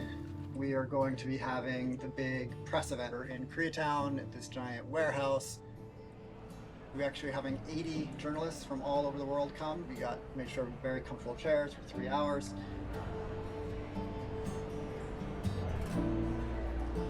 Outbreak Day is the day the outbreak happened in the United States in 2013. In real life, we celebrate September 26th as Last of Us Day. Every September 26th, we've done something for Last of Us fans. When people play these two sections, which are very different, I hope and I feel that both of them are equally Date was a impressive. jump scare. Come on, Dina.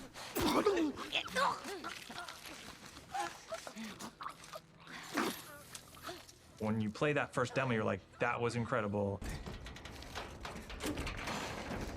Oh my god. This could have been the whole demo. This could have been the whole thing. It says enough about what the game is.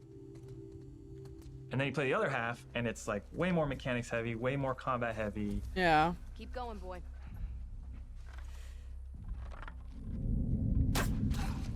There. In the highest level of how Naughty Dog is perceived as a company, it's that we're story first and mechanics second. A lot of it is, I think, proving to the press and proving to people that, yes, we can do both. I want people to walk away and say, this is the best controlling, this is the best feeling third-person shooter. It's on the level of the best action stealth games you've ever played.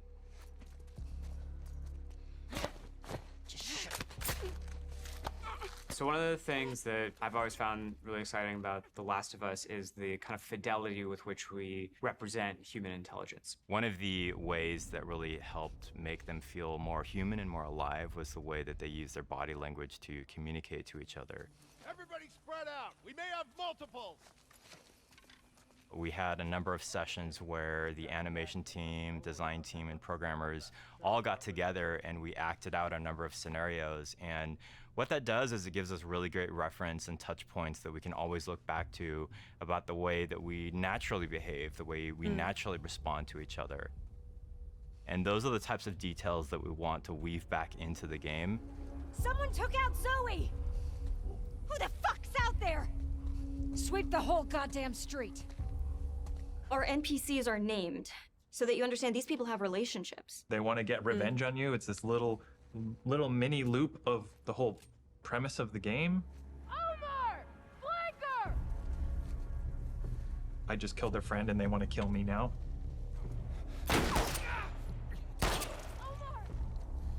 There's a cost. You killed that person. His friend now feels a loss. You know, his dog is now alone. Oh yeah! The first time I saw that, I started crying. Dogs are really difficult to start off with because they're quadrupeds. They just don't turn around. They kind of like wheel around a little bit. Smell something, girl? The main concern we had is how is it that we can actually get a dog to perform a dance card on the motion capture set? And when we finally brought them on set, it was just incredible what these dogs were capable of doing and what the trainers were able to accomplish in a short time. Jump! Oh, boy, there you go. They move extremely quickly. So they're super hard to shoot. Fuck! They are very low to the ground. You have like these attacks that are designed to go up here, and now you have to kind of do them down there.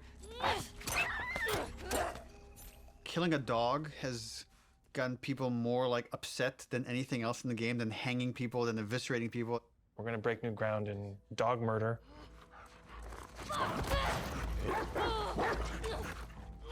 We had like a new scripter start like 2 months ago. First question, she walks into the middle of the room. I have one question. Does the dog survive? And everyone's like, oh no, first day, first day, first day, first day. Oh no.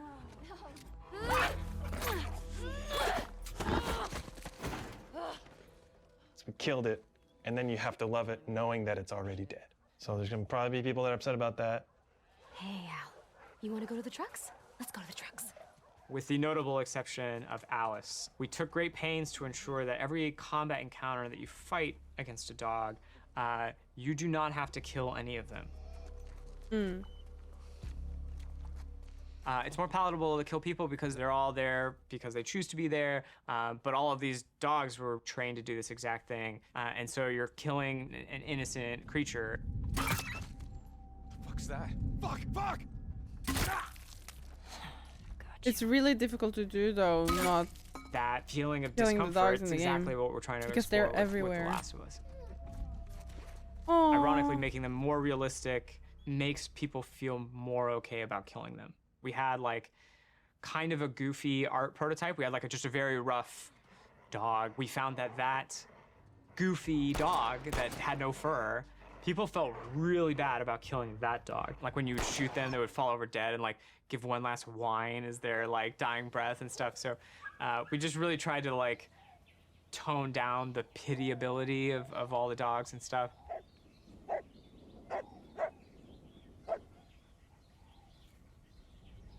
The best sound in most games are the stuff you don't notice.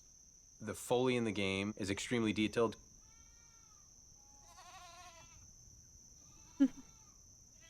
Things like Foley are very easy to get wrong and noticed for the wrong reason, very difficult to get right.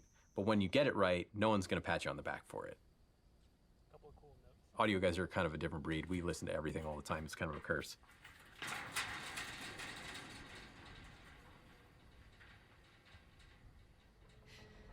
Our ability to use pre-recorded assets from a library that's like commercially available has been diminished almost entirely because we have very specific needs. Do one more of those?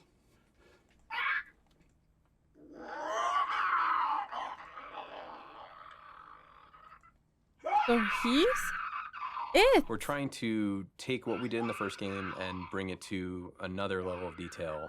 So he's the clicker.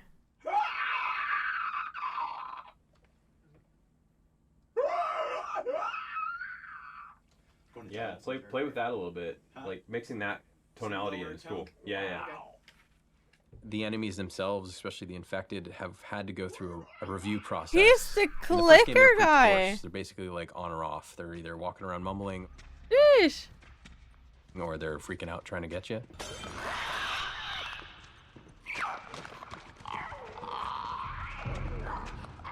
And so now Great, now they we've ruined developed it sort of because this, now I'm like, gonna look at. murmuration breath system. I'm just gonna that imagine that guy in my allows head them all to the have a time much when I more hear your natural clicker. flow between being agitated and not.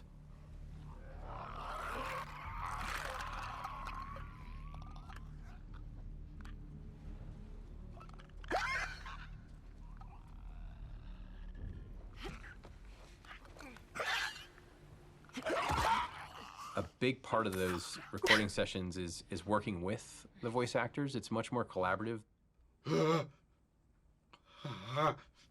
Yeah. Oh, he's zombie. I He's a kind of zombie. want to see what your more natural voice sounds like. You're basically trying to coach people that they're not zombies. Yeah. Now imagine. Oh, he's not a zombie, but he's infected. My bad. No, that Oh was yeah, cool, dude. man. Yeah, take your time, man. That's great. really great. One of the folks that we worked with, the sounds he was able to generate from himself was unlike anything I've ever heard before.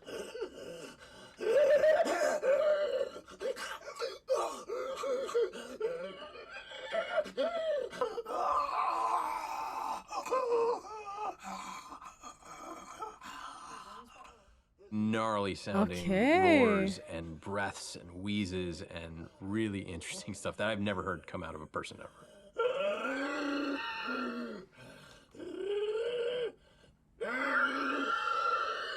Sound is, we're inherently post-production on a lot of this stuff. we kind of just have to be jamming, and we have to be as prepared as possible, and that's what we try to do. A lot of stuff is yet to come for us, which means there's not a lot of time left, which means that it's going to get really intense. It gets really intense for everybody, but for audio in particular, we'll be here late. Mm-hmm.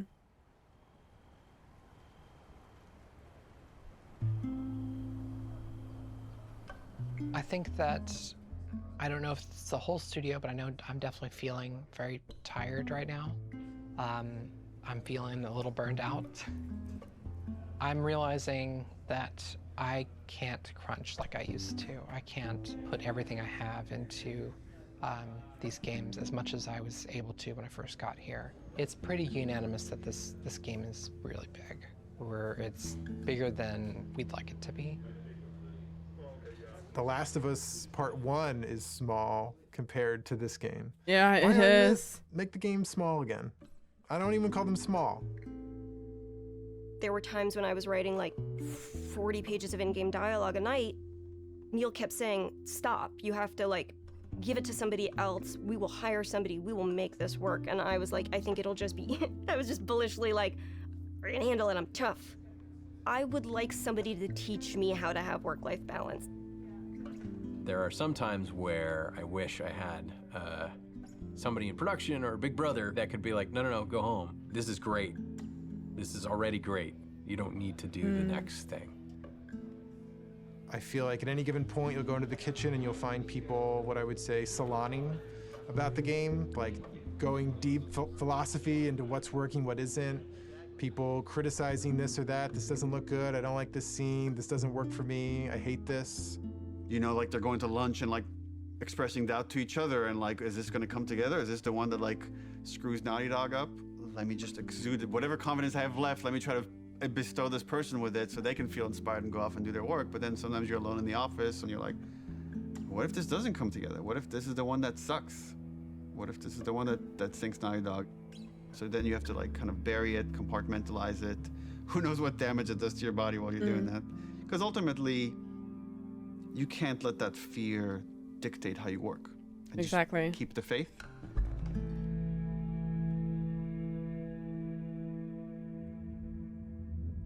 When we were filming on this project, December 2019, due to the break.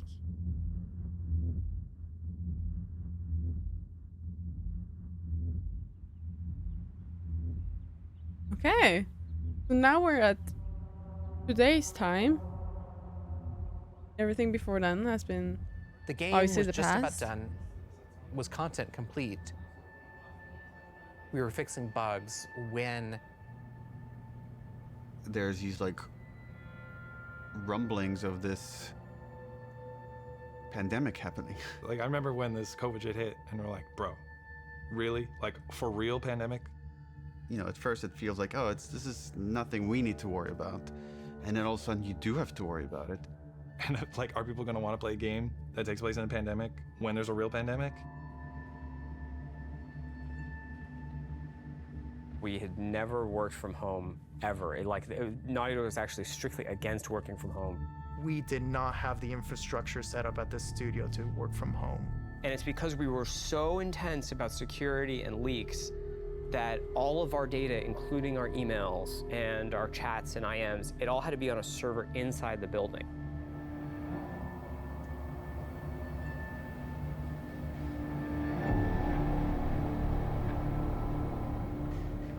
We were like air-gapped from the outside world.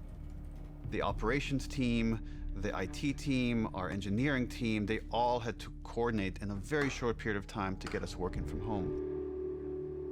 We don't even know when the game can come out. Sony was like, we don't know if we can physically ship this product with like the supply chain and stuff. We had to come out and say, the game can come out on this date, and we don't even know when it will come out. It's delayed indefinitely. So a lot of our most hardcore fans are angry with us. Around the same exact time, we started having these leaks. We're like, we didn't put out this video. Like, where is this coming from? It's a video from one of our reviews. So you could hear the notes, and people that can't attend the meeting can watch it after the fact. We store all these videos on our server. Did it come from the inside? Someone with a Naughty Dog? My first thought was, this isn't like a developer leaking this, isn't it? This isn't someone on the team. It's this person in the Netherlands downloaded terabytes of videos through a back door in the server. And then this is where Someone we made hacked a fatal them. error. Let's close this back door. And I then heard about this, but I this didn't know person who put or out what. everything. A video goes up on YouTube, and I don't remember what the first video was, but it was something relatively benign. But they weren't like super important scenes. You know, they were like little Yeah, I clips. saw It was like, this. okay, that's a little weird. What is that? All out of order and stuff. And I was like, oh, that's bad. Yeah, someone streamed And it you on kinda wanted to Twitch. just say, stop, wait, don't watch it. Like, you're gonna ruin things for yourself. There's YouTubers I've watched for years, and they're making entire videos, and the title is like, fuck Naughty Dog.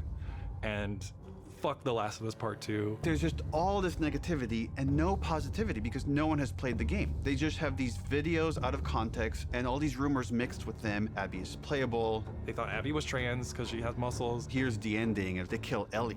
And then it just turned into this whole political thing. Oh, Naughty Dog's, they're doing this political shit. And then I get this text from Evan. They just posted Joel's death. Oh, And my yeah. heart sinks. I can't even describe this feeling. It's just this like dread. It's almost like you just heard someone you care about died. I don't know. That's the closest Yeah. I could come to. I thought Here, if you're here on my channel, you already know that I grew up with The Last of Us. The Last of Us was one of the very first games that I played that made me fall in love with gaming and made basically my entire career, because I played The Last of Us Part 1 hundreds of hours on YouTube and on Twitch, and it basically kickstarted my career. So everything that I've ever done, even with my PlayStation's partnership and with my everything hosting for Norway and stuff, it all came from The Last of Us. And when I read that someone sent me the leak of Joel's death, I was heartbroken for days, bro, because I was so excited to finally play it and just figure it out. I wasn't upset about the death. I was upset about people leaking it because I wanted to experience that part without even knowing. So for the entire first hour and a half of The Last of Us Part 2, I was like expecting it. And that sucks because you're not supposed to know. Troy would be looking at that and be like, you see, you were wrong. He said, do you think we did the right thing? And I said, I don't know, Neil. I haven't played the game yet.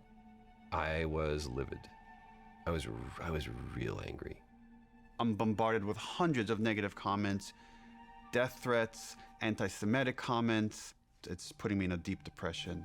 There's some stupid stuff that's like, you're a feminazi, you're whatever shit like that. But it's like some stuff was really like, you know, disturbing. The hatred, I think, that was behind it. I was sad. Like, there were a lot of days where I would just cry. Every Same. time I went online, it was just, that's all I saw was death threats and threats of violence. And the worst of it, the really, like, hardcore death threats got passed along. And they, you know, made sure that they weren't anyone that, like, lived close by.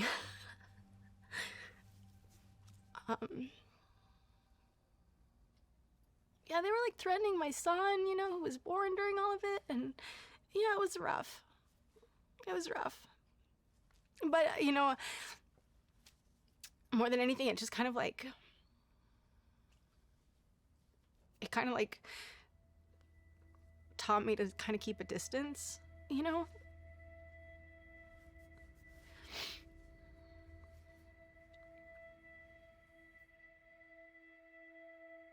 This thing that I spent 4.5 years on, it's kind of getting violated.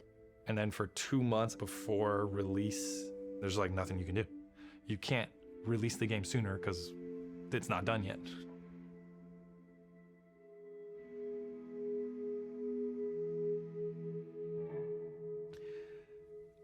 And that was the lowest point in my life. I'm working on the game towards the end at home by myself, feeling very alone. And I said, who am I doing this for? Like, why? It's too much. And I barely squeaked by.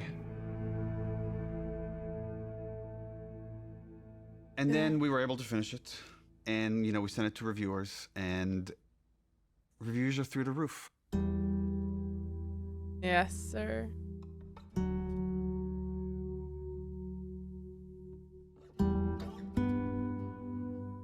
I called Troy and I said, like, dude, I'm sorry. I feel like I failed you. And he's like, what are you talking about? And I'm like, yeah, I just know how some people talk. He's like, oh, dude, I don't care. I played the game and I love it. And I got really emotional. It's like I realized how much I care about Troy caring about the game. And that was a huge sense of relief. There's not a single aspect of the game, part 2, that I would change. And anytime someone comes up to me and says, you know, I didn't really like what they did to Joel, I was like, great, awesome. Tell me a better version of the story. And to this day, they still can't. It was a traumatic experience for myself and many people on the team. And the kind of hate we got because of those leaks will stay with me forever. And I can't even describe how angry I was of what the damage this person did to us. I want them punished in every sort of way. I wanted this to be this villain. And this person is like, you know, in their 20s or whatever. They live with their parents. And it's a fan.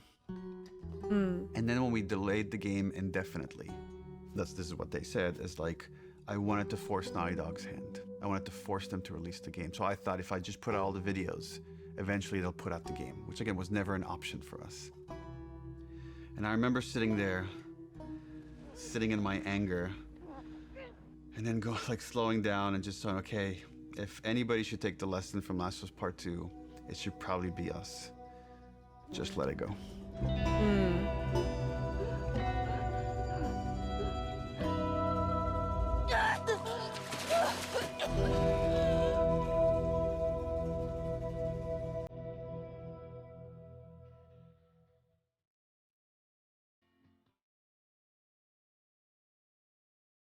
Aww.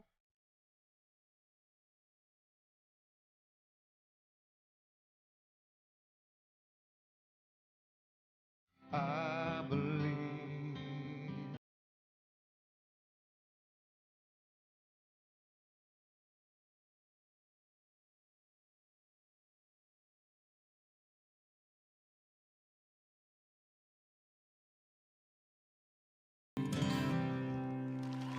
We got Eddie Vedder to play Future Days for the Game Awards. I'm a huge Pearl Jam fan. Really? Yeah, I know. So shocking to many people. What a fascinating way to tell a story. It's just getting better and better all the time. And I really appreciate the way that Future Days was used, especially bringing Joel and Ellie together, connecting through music. It was cool to be part of it. So thanks for having me, and enjoy the rest of the show. How lucky am I? Like, how cool is this? This person that I've admired since I was a kid is now like mentioning this game that we all made. And then we start winning award after award after award. I wanted that validation for the team. Everyone at Naughty Dog, I can't wait to hug and high five and get drunk with each one of you. That's gonna have to wait till next year. And more than anything, and I know that I speak for the whole team when I say this, we'd like to thank our friends and family that stood by us and support us throughout us making this game. You inspire us not only to make better, more meaningful games, but to improve how we make games. Oh, man.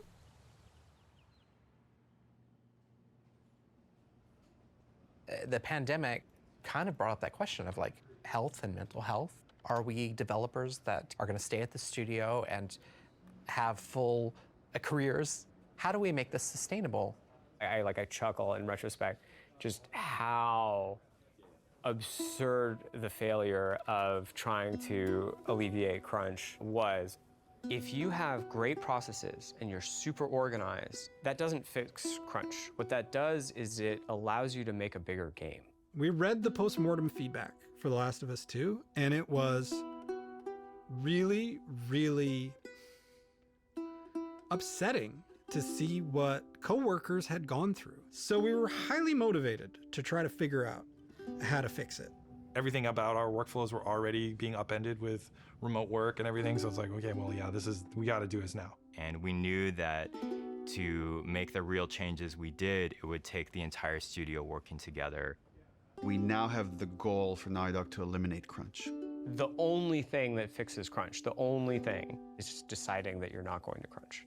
When we onboard people, we tell them, you know, we have a reputation as a studio for crunching, and it's something we don't want. And it's something we're not going to do anymore. First, we had to do, what is crunch? Let's define it. Because when you just look at hours, that turned out to be too simplistic. It's a multitude of factors. It's not just like one thing. It's not just, oh, because of this is what's causing crunch. It's literally like so many of these little things. How do we make sure no one at Naughty Dog burns out? You know, every couple of months, we send out a 90-second questionnaire that goes, are you worried about your workload? Are you worried about having to work overtime? If you feel like I'm overburdened with work, you have to tell somebody. We used to, as a studio, when we were getting close to shipping a game, bring in dinners for the whole studio. Oh. We don't do crunch dinners anymore. Being able to work from home is hugely helpful for me, from my mental health. Of like, you know, my daughter's there, my wife is there. Hybrid is really the sweet spot because I think the benefits have just been enormous. In the past, our leads, our managers, were the people that were best at their craft, but not necessarily the best managers. So we created the role of principal. We really gave people the choice, like, do you want to make stuff or do you want to lead and manage? And Arnaldo is now a lead designer here. Now I'm responsible for a team, and I really enjoy that. And being able to share that knowledge and kind of work with someone, even if they're more experienced than me, and it's been great so far. We have a very large and robust production department now that we didn't have. Holding us accountable when we make a decision, when it's just everyone going, yes, more, yes, better, yes, polish, polish, polish, tallying that up and going, okay, well, this is the result. Now you're not in your ship date anymore. It feels so much like a different studio. I hope that we can keep changing for the better and make sure that we're making the games that we want to make, that we're really passionate about, that we don't stop doing that. We want self-driven, healthy designers. Yes, we want to have it exactly. all. We want to have it both. And can we do that? That'll be the question, I guess. The show must go on. The HBO's thing has been a wild ride.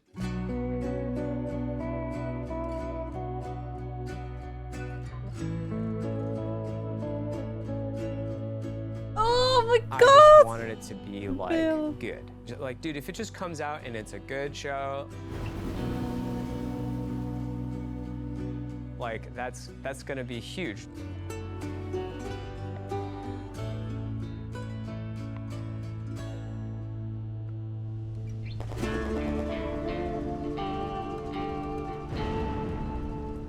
I'm sure it will be very different when I actually see Abby being portrayed. That will be so weird. I can't imagine what Ashley and Troy must be feeling. Specifically because Ellie is a part of my heart. In some ways, it was really hard. I feel like Bella was the only person who could play her because I feel like she is Ellie. There's a part of me that's like weirdly protective of her. I remember when Neil told me, like, we found Joel. I was like, he wasn't missing. Oh my gosh.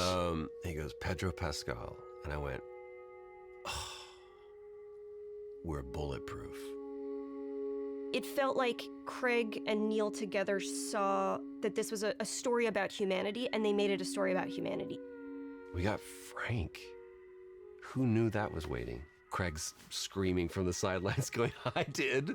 When Neil and Craig asked me to play Ellie's mother, Anna, Aww. it made me so happy. And I'm crying, so it doesn't seem like it, but it was symbolic in so many ways to me. Being able to sort of bring Ellie into the world, be the first one to fight for her.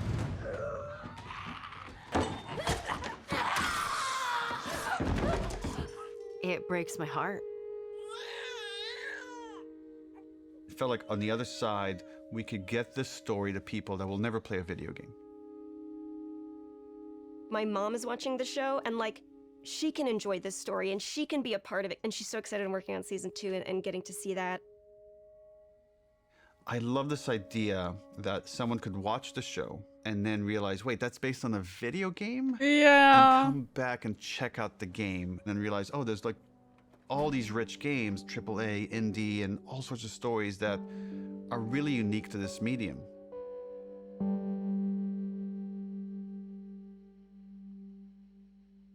I did some other interview where someone asked me about The Last of Us and would there be any more stories or something. And I mentioned, like, you know, we have written a story that takes place after Last of Us 2 that stars Tommy. And I hope one day we get to make it. And the headlines across the industry were like, Tommy Naughty Dog has DLC. outlined Last of Us Part 3. And that's actually wrong.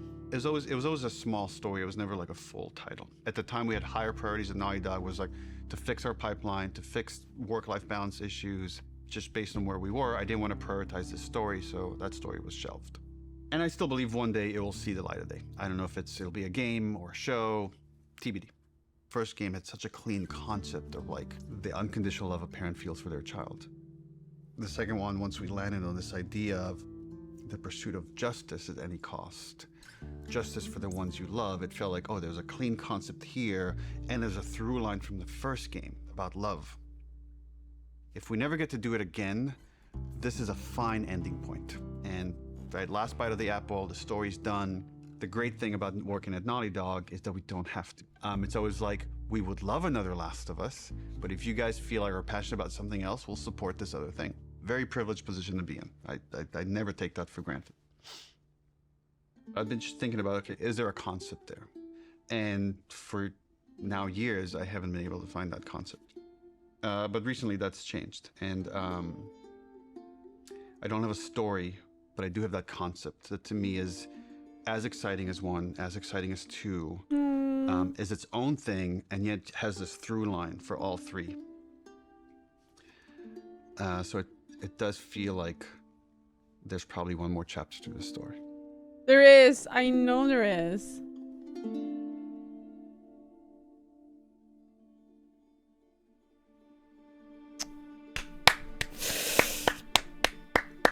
Oh, I love The Last of Us with my entire heart. This was amazing. I can't explain the joy I get from watching this. Not even joy, I'm just emotional all the time.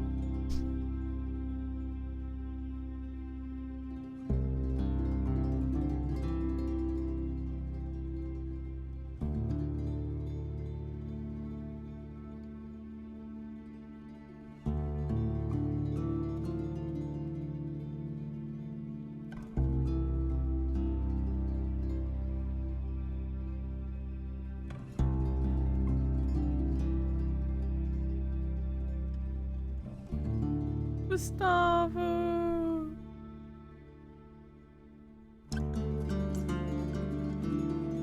I love this so much, guys. I can't explain it. I love The Last of Us Open Night. I can't explain what it means to me. Oh, this was so good.